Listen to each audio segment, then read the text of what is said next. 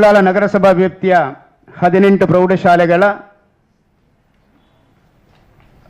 Topper ಹುಡುಗಿಯರನ್ನು SSLC ಪರೀಕ್ಷೆಯಲ್ಲಿ ಅತಿ ಹೆಚ್ಚು ಅಂಕ ಗಳಿಸಿದಂಥ ಹುಡುಗಿಯರನ್ನು ಗೌರವಿಸುವಂಥ ಒಂದು ವಿಶಿಷ್ಟವಾದಂಥ ಕಾರ್ಯಕ್ರಮವನ್ನು ಹಮ್ಮಿಕೊಂಡಿದೆ. ಬಹುಶಃ ಆ ಶಾಲೆಯಲ್ಲಿ ಈಗಾಗಲೇ ಟಾಪರ್ ಆದಂಥ ವಿದ್ಯಾರ್ಥಿಗಳನ್ನು ಸನ್ಮಾನಿಸಲಾಗಿತ್ತು. ಆದರೆ ಕರ್ನಾಟಕ ಬ್ಯಾರಿ ಸದ್ಭಾವನಾ ವೇದಿಕೆಯ ಒಂದು ವೈಶಿಷ್ಟ್ಯ ಏನು ಅಂತ ಹೇಳಿದರೆ, ಪ್ರಸಕ್ತ ಸಾಲಿನಲ್ಲಿ ಮಹಿಳಾ ವರ್ಷವನ್ನಾಗಿ ಆಚರಿಸಿಕೊಂಡು ಮಹಿಳೆಯರಿಗೆ ಗೌರವವನ್ನು ನೀಡುವಂಥ ಉದ್ದೇಶದಿಂದ ಆ ಶಾಲೆಗಳಲ್ಲಿ ಅತಿ ಹೆಚ್ಚು ಅಂಕ ಗಳಿಸಿದಂಥ ಹುಡುಗಿಯರನ್ನು ಸನ್ಮಾನಿಸುವಂಥ ಒಂದು ಕಾರ್ಯಕ್ರಮ. ಆ ನಿಟ್ಟಿನಲ್ಲಿ ದಿಶಾ ಕುಟೀನ ನಿತ್ಯಾದರ ಪ್ರೌಢಶಾಲೆ, ಪ್ರಿಯಾಂಕಾ ಎಸ್ ನಾಯಕ್ ಸರ್ಕಾರಿ ಪ್ರೌಢಶಾಲೆ ಬಬ್ಬುಕಟೆ, ಪ್ರತೀಕ್ಷಾ ರಾಜ್ ಭಾರತಿ ಪ್ರೌಢಶಾಲೆ ಉಳ್ಳಾಲ, ಸೊಹೇರಾ ಫಾತಿಮಾ ಮದನಿ ಪ್ರೌಢಶಾಲೆ ಹಳೇಕಳ, ಹವ್ವಾ ಅಶೂರ ಹಜರತ್ ಹೆಣ್ಮಕ್ಕಳ ಪ್ರೌಢಶಾಲೆ ಉಳ್ಳಾಲ, ಫಾತಿಮಾ ತೈಬಾ ಇಸ್ಲಾಯಿ ಪ್ರೌಢಶಾಲೆ ಉಳ್ಳಾಲ, ಅಫ್ರೀನಾ ಹಜರತ್ ಸೈಯದ್ ಮದನಿ ಪ್ರೌಢಶಾಲೆ ಕಳ್ಳಾಪುರ್, ನಾಜಿಯಾ ಟಿಪ್ಪು ಸುಲ್ತಾನ್ ಪ್ರೌಢಶಾಲೆ ಕೋಟೆಪುರ, ಅಶ್ವಿನಾ ಸೈಯದ್ ಮದನಿ ಪ್ರೌಢಶಾಲೆ ಹಳೆಕೋಟೆ, ಶಬೀಬಾ ಶಿಫಾ ಹೀರಾ ಪ್ರೌಢಶಾಲೆ ಬಬ್ಬುಕಟೆ, ಫಾತಿಮಾ ಮುಷೀರಾ ಹೀರಾ ಪ್ರೌಢಶಾಲೆ ಬಬ್ಬುಕಟೆ, ಮರಿಯಮ್ಮ ಬಿಬಿ ಹಜರತ್ ಸೈಯದ್ ಮದನಿ ಪ್ರೌಢಶಾಲೆ ಹಳೇಕಲ, ಸಿಂಚನಾ ಎಸ್ ಸೈಂಟ್ ಸೆಬೆಸ್ಟಿಯನ್ ಪ್ರೌಢಶಾಲೆ ಆಂಗ್ಲ ಮಾಧ್ಯಮ, ಪ್ರಜ್ಞಾ ನಾಯಕ್ BM ಪ್ರೌಢಶಾಲೆ ಉಳ್ಳಾಲ, ಕಾವ್ಯ ಎನ್ ಭಾರತ್ ಪ್ರೌಢಶಾಲೆ ಉಳ್ಳಾಲ, ಕಾವ್ಯ BM ಪ್ರೌಢಶಾಲೆ Ullal, Anusha J Saint Sebastian ಪ್ರೌಢಶಾಲೆ ಉಳ್ಳಾಲ, ಅಯುಫ್ನಾ ಹಜರತ್ ಸೈಯದ್ ಮದನಿ ಪ್ರೌಢಶಾಲೆ ಉಳ್ಳಾಲ ಇವರನ್ನು ಈ ದಿವಸ ಪ್ರತಿಭಾ ಪುರಸ್ಕಾರಕ್ಕೆ ಅರ್ಹರಾದಂಥ ವಿದ್ಯಾರ್ಥಿನಿಯರು. ಎಲ್ಲ ಸಂಚಾಲಕರು ಒಂದು ನಿರ್ಧಾರವನ್ನು ಮಾಡಿದೆವು. UT ಖಾದರ್ ಅವರನ್ನು ಒಂದು ಸನ್ಮಾನಿಸಬೇಕಂತ. ಆಗ ನಮ್ಮಲ್ಲಿ ಬಂದಂತಹ ಬೇಡಿಕೆಗಳು ಎರಡು. ಒಂದು, ಹಿರಿಯರನ್ನು ಗೌರವಿಸಬೇಕಂತೇಳಿ. ಅದೇ ರೀತಿ ನಾವು ಶಿಕ್ಷಕಿಯರನ್ನು ಅಂದರೆ ನಿವೃತ್ತ ಶಿಕ್ಷಕಿಯರನ್ನು ಒಂದು ಸನ್ಮಾನಿಸುವಂತಹ ಕಾರ್ಯಕ್ರಮವನ್ನು ಇಟ್ಟೆವು. ಅದರ ನಂತರ ಇನ್ನೊಂದು ಅಭಿಪ್ರಾಯ ಬಂತು, ಹಿರಿಯರಾದ ನಂತರ ಕಿರಿಯರನ್ನು ನಾವು ಪುರಸ್ಕಾರ ಮಾಡಬೇಕಂತೇಳಿ. ಹಾಗೆ SLCಯಲ್ಲಿ ನಮ್ಮ ಉಳ್ಳಾಲ ನಗರಸಭೆ ವ್ಯಾಪ್ತಿಯಲ್ಲಿ SLCಯಲ್ಲಿ ಯಾರು ಅತ್ಯಧಿಕ ಅಂಕ ಗಳಿಸಿದ್ದಾರೆ ಅವರನ್ನು ನಾವು ಪುರಸ್ಕಾರಕ್ಕೆ ಆಯ್ಕೆ ಮಾಡಿದೆವು.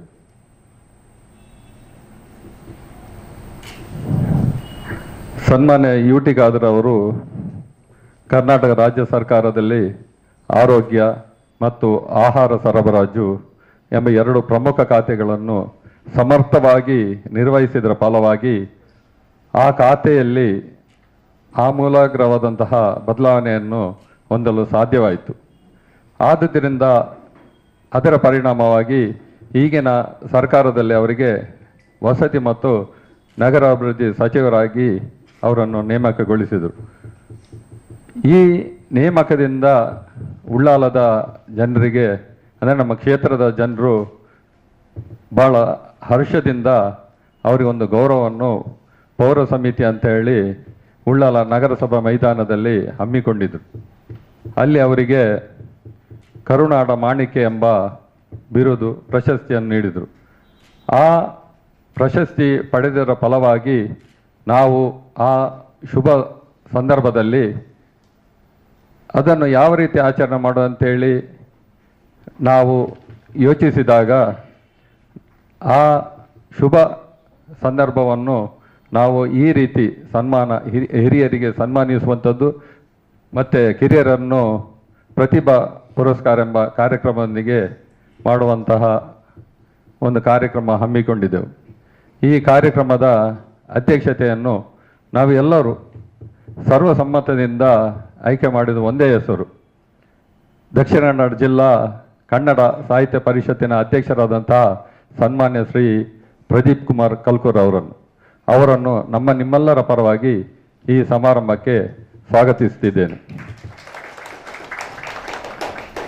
ಅದೇ ರೀತಿ ಉದ್ಘಾಟನೆಯನ್ನು ಯಾರು ಎಂಬ ಒಂದು ಅಭಿಪ್ರಾಯ ಬಂದಾಗ ನಮ್ಮ ಕಾದಿರಾಕನವರು ಒಂದು ಹೆಸರನ್ನು ಸೂಚನೆ ಮಾಡಿದರು, ಹಿರಿಯರಾದಂತಹ ಕಾದಿರಾಕ.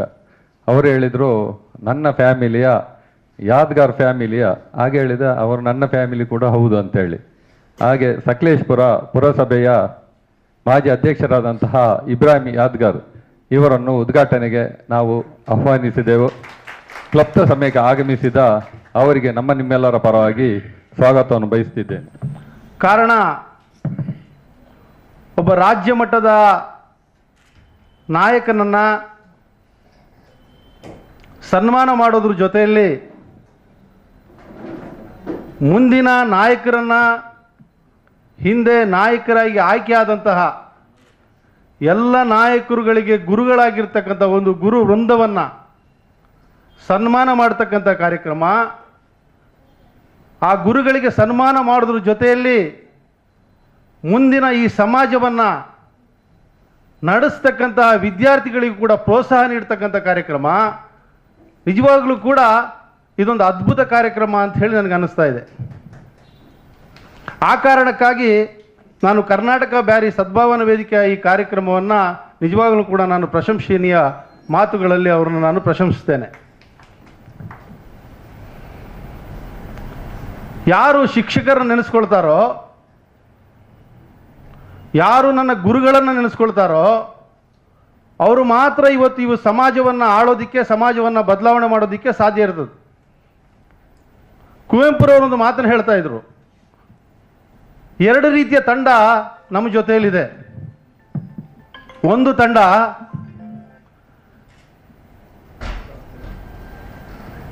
ಹಿಂದೆ ಗುರು ಮುಂದೆ ಗುರಿ, ಸಾಗುತ್ತಿದೆ ರಣಧೀರರ ಹಿಂಡು. ಹಿಂದೆ ಗುರುವೂ ಇದ್ದ, ಮುಂದೆ ಗುರಿಯೂ ಇದೆ, ಸಾಗುತ್ತಿದೆ ರಣಧೀರರ ಹಿಂಡು. ಅದು ಒಂದು ತಂಡ. ಇನ್ನೊಂದು ತಂಡ ಹಿಂದೆ ಗುರುವೂ ಇಲ್ಲ, ಮುಂದೆ ಗುರಿಯೂ ಇಲ್ಲ, ಸಾಗುತ್ತಿದೆ ರಣಹೇಡಿಗಳ ಹಿಂಡು. ಇವತ್ತು ಯಾರು ಗುರುಗಳನ್ನ ಹೊಂದ್ಕೊಂಡಿದ್ದಾರೋ, ಯಾವತ್ತು ಇವತ್ತು ಗುರುಗಳನ್ನು ತಂದೆ ತಾಯಿಗಿಂತಲೂ ಹೆಚ್ಚು ಪ್ರೀತಿಸ್ತಾರೋ, ಯಾರು ಗುರಿಯನ್ನು ಇಟ್ಕೊಂಡಿದ್ದಾರೋ ಅವರು ಮಾತ್ರ ಇವತ್ತು ಸಮಾಜವನ್ನು ಬದಲಾವಣೆ ಮಾಡೋದಕ್ಕೆ ಸಾಧ್ಯ ಇರತಕ್ಕಂಥದ್ದು. ಒಬ್ಬ ತಂದೆ ತಾಯಿ ತನ್ನ ಮಕ್ಕಳನ್ನು ಗೌರವಿಸ್ತಾನೆ, ಒಬ್ಬ ತಂದೆ ತಾಯಿ ತನ್ನ ಮಕ್ಕಳನ್ನು ಪ್ರೀತಿಸ್ತಾನೆ. ತಂದೆ ತಾಯಿ ತನ್ನ ಮಕ್ಕಳನ್ನು ಪ್ರೀತಿಸೋದು ತನ್ನ ಮಗ ಅನ್ನತಕ್ಕಂಥ ಸ್ವಾರ್ಥವಾದರೂ ಆ ತಂದೆ ತಾಯಿ ಜೊತೆಯಲ್ಲಿ ಇರುತ್ತೆ. ಆದರೆ ಒಬ್ಬ ಶಿಕ್ಷಕಿ, ಒಬ್ಬ ಶಿಕ್ಷಕ ಎಲ್ಲ ಮಕ್ಕಳನ್ನು ಗೌರವಿಸ್ತಾನೆ, ಪ್ರೀತಿಸ್ತಾನೆ. ಎಲ್ಲ ಧರ್ಮದ, ಎಲ್ಲ ಜಾತಿಯ, ಎಲ್ಲ ಬಣ್ಣದ, ಎಲ್ಲ ವರ್ಗದ, ಎಲ್ಲ ಭಾಷೆಯ ಮಕ್ಕಳನ್ನ ನನ್ನ ಮಕ್ಕಳವರು ಅನ್ನತಕ್ಕಂತಹ ಪ್ರೀತಿಸ್ತಕ್ಕಂತಹ ಆ ಒಂದು ಮನೋಭಾವ ಆ ಶಿಕ್ಷಕಿಗಿದೆಯಲ್ಲ, ಆ ಶಿಕ್ಷಕಿಯ ನಿಸ್ವಾರ್ಥ ಸೇವೆಗೆ ನಾವು ನಿಜವಾಗಲೂ ಕೂಡ ಅವ್ರಿಗೆ ಅಭಿನಂದನೆ ಸಲ್ಲಿಸಿದ್ರೆ ಅದು ತಪ್ಪಾಗಲಾರದು ಅಥವಾ ಅದು ಕಡಿಮೆ ಅಂತ ನಾನು ಹೇಳೋದಕ್ಕೆ ಇಷ್ಟಪಡ್ತೇನೆ. ಹಲವಾರು ಕ್ಷೇತ್ರಗಳಿದೆ ಇವತ್ತು ಸಮಾಜದಲ್ಲಿ. ಶಿಕ್ಷಕರ ಕ್ಷೇತ್ರವನ್ನು ಆಯ್ಕೆ ಮಾಡ್ಕೊಂಡಿದ್ದಾರಲ್ಲ, ಅವರಲ್ಲಿ ಬುದ್ಧಿವಂತಿಕೆ ಕಡಿಮೆ ಇದೆಯಾ? ಸಮಾಜದಲ್ಲಿ ಅವರು ಹೋದ್ರೆ ನೀವು ಬೇಡ, ನಿಮಗೆ ನಾವು ಕೆಲಸ ಕೊಡೋದಿಲ್ಲ, ನಿಮಗೆ ಕೆಲಸ ಇಲ್ಲ ಅಂತ ಅವ್ರು ಹೇಳ್ತಾರಾ? ಇಲ್ಲ. ಆದರೂ ಕೂಡ ಆ ಶಿಕ್ಷಕಿಯರು ಸಂಬಳದಿಂದ ಹೋಗೋದಿಲ್ಲ, ಅವರು ಸಂಬಳ ಅವರಿಗೆ ಮುಖ್ಯವಾಗೋದಿಲ್ಲ. ನಾನು ಈ ಸಮಾಜವನ್ನು ಬದಲಾವಣೆ ಮಾಡಬೇಕು ಅಂತ ಹೇಳಿ 20-23 ವರ್ಷ ವಯಸ್ಸಿದ್ದಾಗ ಈ ಕ್ಷೇತ್ರವನ್ನು ಆಯ್ಕೆ ಮಾಡಿಕೊಳ್ಳೋದಕ್ಕೆ ಕಾರಣ ಈ ಸಮಾಜದಲ್ಲಿ ನಾನು ಬದಲಾವಣೆ ಮಾಡಬೇಕು ಅನ್ನೋ ಒಂದೇ ಒಂದು ಕಾರಣಕ್ಕೋಸ್ಕರ ಈ ಸಮಾಜವನ್ನು ತಿದ್ದಬೇಕು, ಈ ಸಮಾಜದಲ್ಲಿ ಏನಾದರೂ ಒಂದು ಕ್ರಾಂತಿಯನ್ನು ಉಂಟು ಮಾಡಬೇಕು ಅನ್ನೋ ಮನೋಭಾವ ಆ ಶಿಕ್ಷಕಿಗೆ ಬಂದಿರೋದ್ರಿಂದ ಆ ಶಿಕ್ಷಕಿ ಕ್ಷೇತ್ರವನ್ನು ಆಯ್ಕೆ ಮಾಡಿಕೊಳ್ತಾಳೆ. ಮತ್ತು ಎಲ್ಲ ಮಕ್ಕಳನ್ನ ತನ್ನ ಮಕ್ಕಳನ್ನಾಗಿ ನೋಡಿಕೊಂಡು ಸಂತೃಪ್ತಿ ನಿವೃತ್ತಿ ಆದ ತಕ್ಷಣ ಸಂತೃಪ್ತಿ ಜೀವನವನ್ನು ಯಾರಾದರೂ ಇವತ್ತು ಅನುಭವಿಸ್ತಾ ಇದ್ರೆ ಅದು ಪ್ರಥಮ ಸ್ಥಾನ ಈ ಪ್ರಪಂಚದಲ್ಲಿ ಶಿಕ್ಷಕರು ಅಂತ ಹೇಳಿ ನಾನು ಹೇಳೋದಕ್ಕೆ ಇಷ್ಟಪಡ್ತೇನೆ. ಯಾರಿಗೂ ಕೂಡ ನಿವೃತ್ತಿ ಸಂತೃಪ್ತಿ ಇಲ್ಲ. ಆದರೆ ಶಿಕ್ಷಕರು ಯಾಕೆ ಸಂತೃಪ್ತಿಗೊಳ್ತಾರೆ ಅಂತ ಹೇಳಿದ್ರೆ, UT ಖಾದರ್ನಿಗೆ ಶಿಕ್ಷೆ ನೀಡಿದಂತಹ ಶಿಕ್ಷಕಿ ನನ್ನ ಶಿಷ್ಯನೊಬ್ಬ ಇವತ್ತು ಈ ರಾಜ್ಯದ ಮಂತ್ರಿ ಆದ ಅನ್ನತಕ್ಕಂಥ ಹೆಮ್ಮೆಯನ್ನು ವ್ಯಕ್ತಪಡಿಸ್ತಾರೆ. ಪ್ರದೀಪ್ ಕಲ್ಕುರ್ನಂತವರು ಈ ದಕ್ಷಿಣ ಕನ್ನಡದ ಕನ್ನಡ ಸಾಹಿತ್ಯ ಪರಿಷತ್ನ ಅಧ್ಯಕ್ಷರಾಗಿ ಮುಂದೆ ಬಂದಿದ್ದಾರೆ ಅಂತೇಳಿ ಸಂತೋಷ ಪಡ್ತಾರೆ. ಇಬ್ರಾಹಿಂ ಅನ್ನೋ ವ್ಯಕ್ತಿ ಕನ್ನಡವನ್ನು ಸುಲಲಿತವಾಗಿ ಇಲ್ಲಿ ಮುಂದೆ ಮಾತಾಡ್ತಾರೆ ಅಂತ ಹೇಳಿ ನನ್ನ ಶಿಕ್ಷಕಿ ಕೂಡ ಇವತ್ತು ನೆಮ್ಮದಿಯಿಂದ ಸಂತೃಪ್ತಿಯ ಜೀವನ ಅನುಭವಿಸ್ತಾ ಇದ್ದಾರೆ. ಆ ಕಾರಣಕ್ಕೋಸ್ಕರ ಶಿಕ್ಷಕಿ ಈ ಪ್ರಪಂಚದಲ್ಲಿ ಅತಿ ಹೆಚ್ಚು ಸಂತೃಪ್ತಿಯನ್ನು ಹೊಂದಿರತಕ್ಕಂಥ ನಿವೃತ್ತಿ ಜೀವನ ಅನುಭವಿಸ್ತಿದ್ರೆ ಪ್ರಪ್ರಥಮ ಸ್ಥಾನ ಆ ಶಿಕ್ಷಕಿಗೆ ತಲುಪುತ್ತೆ. ಯಾವುದೇ ಉನ್ನತ ಹುದ್ದೆಗಳಿರಲಿ, ಪ್ರಧಾನಮಂತ್ರಿ ಆಗಿರಲಿ, ರಾಷ್ಟ್ರಪತಿ ಆಗಿರಲಿ, ರಾಜ್ಯದ ಮುಖ್ಯಮಂತ್ರಿ ಆಗಿರಲಿ, ನಮ್ಮ ಈ ಕರ್ನಾಟಕವನ್ನು ನಡೆಸ್ತಕ್ಕಂಥ ಯಾವುದೇ ಒಬ್ಬ ಅಧಿಕಾರಿಗಳಾಗಲಿ ಅವರೆಲ್ಲರೂ ಕೂಡ ಒಂದು ಶಿಕ್ಷಕಿಯ ವಿದ್ಯಾರ್ಥಿಗಳು. ಆದ್ದರಿಂದ ಇವತ್ತು ಸದ್ಭಾವನಾ ವೇದಿಕೆ ಏನು ಕಾರ್ಯಕ್ರಮವನ್ನು ಇವತ್ತು ಇಟ್ಕೊಂಡಿದೆ, ಗುರುಗಳನ್ನು ಗೌರವಿಸ್ತಕ್ಕಂಥದ್ದು, ಗುರುವಂದನಾ ಕಾರ್ಯಕ್ರಮ ನಿಜವಾಗ್ಲೂ ಕೂಡ ಒಂದು ಅದ್ಭುತ ಕಾರ್ಯಕ್ರಮ ಅಂತ ಹೇಳಿ ಸಂದರ್ಭದಲ್ಲಿ ಹೇಳ್ತಾ, ವಿಶೇಷವಾಗಿ ವಿದ್ಯಾರ್ಥಿಗಳು ತಮ್ಮ ಗುರುಗಳನ್ನು ಅತಿ ಹೆಚ್ಚು ಗೌರವಿಸೋದ್ರ ಮುಖಾಂತರ, ಅತಿ ಹೆಚ್ಚು ಪ್ರೀತಿಸೋದ್ರ ಮುಖಾಂತರ ಆ ಗುರುಗಳು ನೀಡತಕ್ಕಂಥ ಮಾರ್ಗದರ್ಶನವನ್ನು ನಮ್ಮ ಜೀವನದಲ್ಲಿ ನಾವು ಅಳವಡಿಸೋದ್ರ ಮುಖಾಂತರ, ಅವರು ಕಲಿಸಿದಂತಹ ಶಿಕ್ಷಣಗಳನ್ನು ಈ ಸಮಾಜಕ್ಕೆ ದಾರಿ ಎರೆಯೋದ್ರ ಮುಖಾಂತರ ಭವ್ಯ ಭಾರತವನ್ನು ಕಟ್ಟೋದ್ರ ಬಗ್ಗೆ ನಾವೆಲ್ಲರೂ ಸದೃಢ ಆಗಬೇಕಾಗಿದೆ. ನಾವು ಒಂದು ಬೆಂಚಿನಲ್ಲಿ ಶಾಲೆಯ ತರಗತಿ ಒಳಗೆ ಕೂತ್ಕೊಳ್ತೇವೆ. ಆ ತರಗತಿ ಒಳಗಡೆ, ಆ ಬೆಂಚಿನ ಒಳಗಡೆ 5-6 ವಿದ್ಯಾರ್ಥಿಗಳಿದ್ರೆ 5-6 ವಿದ್ಯಾರ್ಥಿಗಳ ಬಣ್ಣ ಬೇರೆ ಬೇರೆ, 5-6 ವಿದ್ಯಾರ್ಥಿಗಳ ಜಾತಿ ಬೇರೆ ಬೇರೆ, 5-6 ವಿದ್ಯಾರ್ಥಿಗಳ ಭಾಷೆ ಬೇರೆ ಬೇರೆ. ಆ ವಿದ್ಯಾರ್ಥಿಗಳನ್ನ ಒಗ್ಗೂಡಿಸ್ತಕ್ಕಂಥ ಕಾರ್ಯವನ್ನು ಶಿಕ್ಷಕಿ ಮಾಡ್ತಾಳಲ್ಲ, ಅದನ್ನ ನಾವು ನಮ್ಮ ಜೀವನದಲ್ಲಿ ಅಳವಡಿಸ್ಕೊಳ್ಳೋದ್ರ ಮುಖಾಂತರ ಈ ಸಮಾಜವನ್ನು ಬದಲಾವಣೆ ಮಾಡೋದ್ರ ಬಗ್ಗೆ ನಾವೆಲ್ಲರೂ ಕೂಡ ಕಾರ್ಯಪ್ರವೃತ್ತರಾಗಬೇಕು. ವಿಶೇಷವಾಗಿ ನಾನು ನನ್ನ ಅಲ್ಪಸಂಖ್ಯಾತರ ವಿದ್ಯಾರ್ಥಿಗಳಿಗೆ ಹೇಳೋದಿಷ್ಟೇನೆ, ನೀವು ಶಿಕ್ಷಿತರಾಗಬೇಕು. ಯಾಕೆ ಶಿಕ್ಷಿತರಾಗಬೇಕು ಅಂತ ಹೇಳಿದ್ರೆ, ನೀವು ಇಂಜಿನಿಯರ್ ಆಗೋದ್ರ ಮುಖಾಂತರ, ನೀವು ವೈದ್ಯಕೀಯ ಶಿಕ್ಷಣವನ್ನು ಪಡೆಯೋದ್ರ ಮುಖಾಂತರ, ನೀವು ರಾಜಕೀಯಕ್ಕೆ ಬರೋದ್ರ ಮುಖಾಂತರ ಎಲ್ಲ ಧರ್ಮದವರಿಗೆ ಸೇವೆ ನೀಡತಕ್ಕಂತಹ ಒಂದು ಶಕ್ತಿಯನ್ನು ನೀವು ಬೆಳೆಸ್ಕೊಳ್ಬೇಕು. ಯಾವಾಗ ನೀವು ಎಲ್ಲರನ್ನ ಪ್ರೀತಿಸ್ತಕ್ಕಂತಹ, ಗೌರವಿಸ್ತಕ್ಕಂತಹ, ಸೇವೆ ನೀಡತಕ್ಕಂಥ ಜವಾಬ್ದಾರಿ ನಿಮಗೆ ಬರುತ್ತೋ ಆವತ್ತು ನಿಮ್ಮನ್ನ ಅವರು ಪ್ರೀತಿಸೋದಕ್ಕೆ ಪ್ರಾರಂಭ ಮಾಡ್ತಾರೆ. ಅದರ ಜೊತೆಯಲ್ಲಿ ನಿಮ್ಮ ಸಮುದಾಯವನ್ನು, ನಿಮ್ಮ ಧರ್ಮವನ್ನು ಕೂಡ ಅವರು ಪ್ರೀತಿಸ್ತಾರೆ. ಆ ಕಾರಣಕ್ಕೋಸ್ಕರ ಉನ್ನತ ಶಿಕ್ಷಣವನ್ನ, ಉನ್ನತ ಜವಾಬ್ದಾರಿಗ ಸ್ಥಾನಗಳನ್ನು ಪಡೆಯೋದ್ರ ಬಗ್ಗೆ ಯೋಚನೆ ಮಾಡಬೇಕು. ನಮ್ಮ ಗುರಿ SLC ಆಗಿರಬಾರ್ದು, ನಮ್ಮ ಗುರಿ PUC ಆಗಿರಬಾರ್ದು, ನಮ್ಮ ಗುರಿ PhD ಆಗಿರಬೇಕು, ನಮ್ಮ ಗುರಿ IAS ಆಗಬೇಕು, ನಮ್ಮ ಕನಸುಗಳು KS ಆಗಬೇಕು. ಆದರ ಮಾತ್ರ ಈ ಸಮಾಜವನ್ನು ನಾವು ಬದಲಾವಣೆ ಮಾಡೋದಕ್ಕೆ ಸಾಧ್ಯ ಅಂತ ಹೇಳಿ ಈ ಸಂದರ್ಭದಲ್ಲಿ ಹೇಳ್ತಾ, ವಿಶೇಷವಾಗಿ UT ಖಾದರ್ ಸಾಹೇಬರಿಗೆ ಸನ್ಮಾನ ಮಾಡ್ತಾ ಇರತಕ್ಕಂಥ ಕಾರ್ಯಕ್ರಮ, ಕರ್ನಾಟಕ ರಾಜ್ಯದಲ್ಲಿಯೇ ಅವರಿಗೆ ಯಾವುದೇ ಖಾತೆಗಳನ್ನು ಕೊಟ್ಟರು ಕೂಡ ಆ ಖಾತೆಯನ್ನು ಸಮರ್ಥವಾಗಿ ನಿಭಾಯಿಸೋದ್ರ ಮುಖಾಂತರ ಎಲ್ಲ ಧರ್ಮದವರನ್ನ ಒಗ್ಗೂಡಿಸಿ ಕರೆದುಕೊಂಡು ಹೋಗತಕ್ಕಂಥ ಅವರ ಮನೋಭಾವ ಅವರನ್ನ ಈ ಮಟ್ಟಕ್ಕೆ ಬೆಳೆಸಿದೆ ಅಂತ ಹೇಳಿ ಈ ಸಂದರ್ಭದಲ್ಲಿ ಹೇಳ್ತಾ, ಮಾತನಾಡಲು ಅವಕಾಶ ಮಾಡಿಕೊಟ್ಟಂತ ಎಲ್ರಿಗೂ ವಂದಿಸ್ತಾ ನನ್ನ ಮಾತನ್ನು ನಾನು ಮುಗಿಸ್ತೇನೆ. ಹಕ್ಕವರ ಒಂದು ವಿಶಿಷ್ಟವಾದ, ವಿಭಿನ್ನವಾದ ಕಾರ್ಯಕ್ರಮವನ್ನು ಮಾಡ್ತಾ ಬರುವವರು. ಕಳೆದ ಬಾರಿಯೂ ಅವರ ಕಾರ್ಯಕ್ರಮವನ್ನು ನಾನು ಇಲ್ಲಿ ಪ್ರೇಕ್ಷಕಿಯಾಗಿ ವೀಕ್ಷಿಸಿದ್ದೇನೆ. ಇವತ್ತು ಅವರು ಕಾರ್ಯಕ್ರಮ ನಿಗದಿಯಾದ ನಂತರ ನನಗೆ ಕರೆ ಮಾಡಿ ನೀವು ಬರಬೇಕು ಮೇಡಮ್ ಹೇಳುವಾಗ ನನಗೆ ಆ ದಿನವೇ, ಈ ದಿನ ಮೈಸೂರಲ್ಲಿ ಸನ್ಮಾನ ಕಾರ್ಯಕ್ರಮ ಏರ್ಪಡಿತ್ತು. ಆದರೆ ಹಕ್ಕವರ ಪ್ರೀತಿಗೆ ಕಟ್ಟು ಬಿದ್ದು ನಮ್ಮ ಊರಿನ ಕಾರ್ಯಕ್ರಮ ನಾನು ಮಿಸ್ ಮಾಡಬಾರ್ದು ಅಂತ ಎನಿಸ್ಕೊಂಡು ಆ ಕಾರ್ಯಕ್ರಮಕ್ಕೆ ಹೋಗಿದೆ, ಈ ಕಾರ್ಯಕ್ರಮಕ್ಕೆ ಬಂದೆ. ಈಗ ತುಂಬ ಸಂತೋಷವಾಗ್ತಿದೆ, ಯಾಕೆಂದರೆ ಅವರೊಂದು ಉತ್ತಮ ಕಾರ್ಯ ಮಾಡ್ತಿದ್ದಾರೆ. ಶಿಕ್ಷಕರನ್ನು ಗುರುತಿಸ್ತಾ ಇದ್ದಾರೆ, ಪ್ರತಿಭಾವಂತ ವಿದ್ಯಾರ್ಥಿಗಳನ್ನು ಗುರುತಿಸ್ತಾ ಇದ್ದಾರೆ.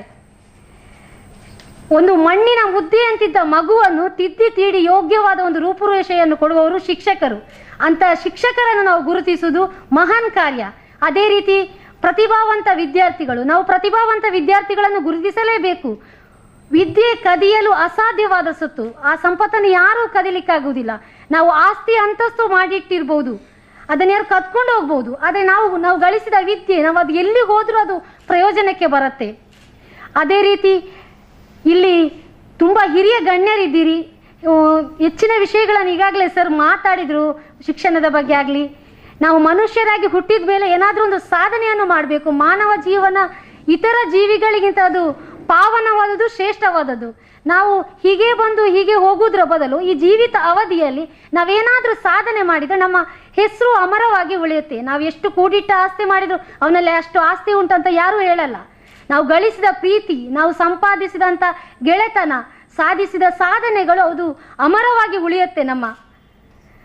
ಇವತ್ತು UT ಖಾದರ್ ಅವರಿಗೆ ಸನ್ಮಾನ ಮಾಡುವ ಕಾರ್ಯಕ್ರಮವನ್ನು ಇಟ್ಕೊಂಡಿದ್ದಾರೆ. ಒಂದು ಉತ್ತಮ ಕಾರ್ಯ. ಈ ರಾಜಕೀಯ ರಂಗದಲ್ಲಿ ಅವರೊಂದು ಉತ್ತಮ ಕೆಲಸವನ್ನು ಮಾಡ್ತಿದ್ದವರು. ಅಂತ ಉತ್ತಮ ಕಾರ್ಯಗಳನ್ನು ಈ ಕರ್ನಾಟಕ ಬಾರಿ ಸದ್ಭಾವನಾ ವೇದಿಕೆಯು ಮಾಡ್ತಾ ಇದೆ. ಇವತ್ತೊಂದು ಬಹಳ ಅದ್ಭುತವಾದಂಥ ಕಾರ್ಯಕ್ರಮ ಇಲ್ಲಿ ನಡೀತಾ ಇದೆ. ಮಾನ್ಯ ಸಚಿವರಿಗೆ ಸನ್ಮಾನ, ಅಭಿನಂದನೆ.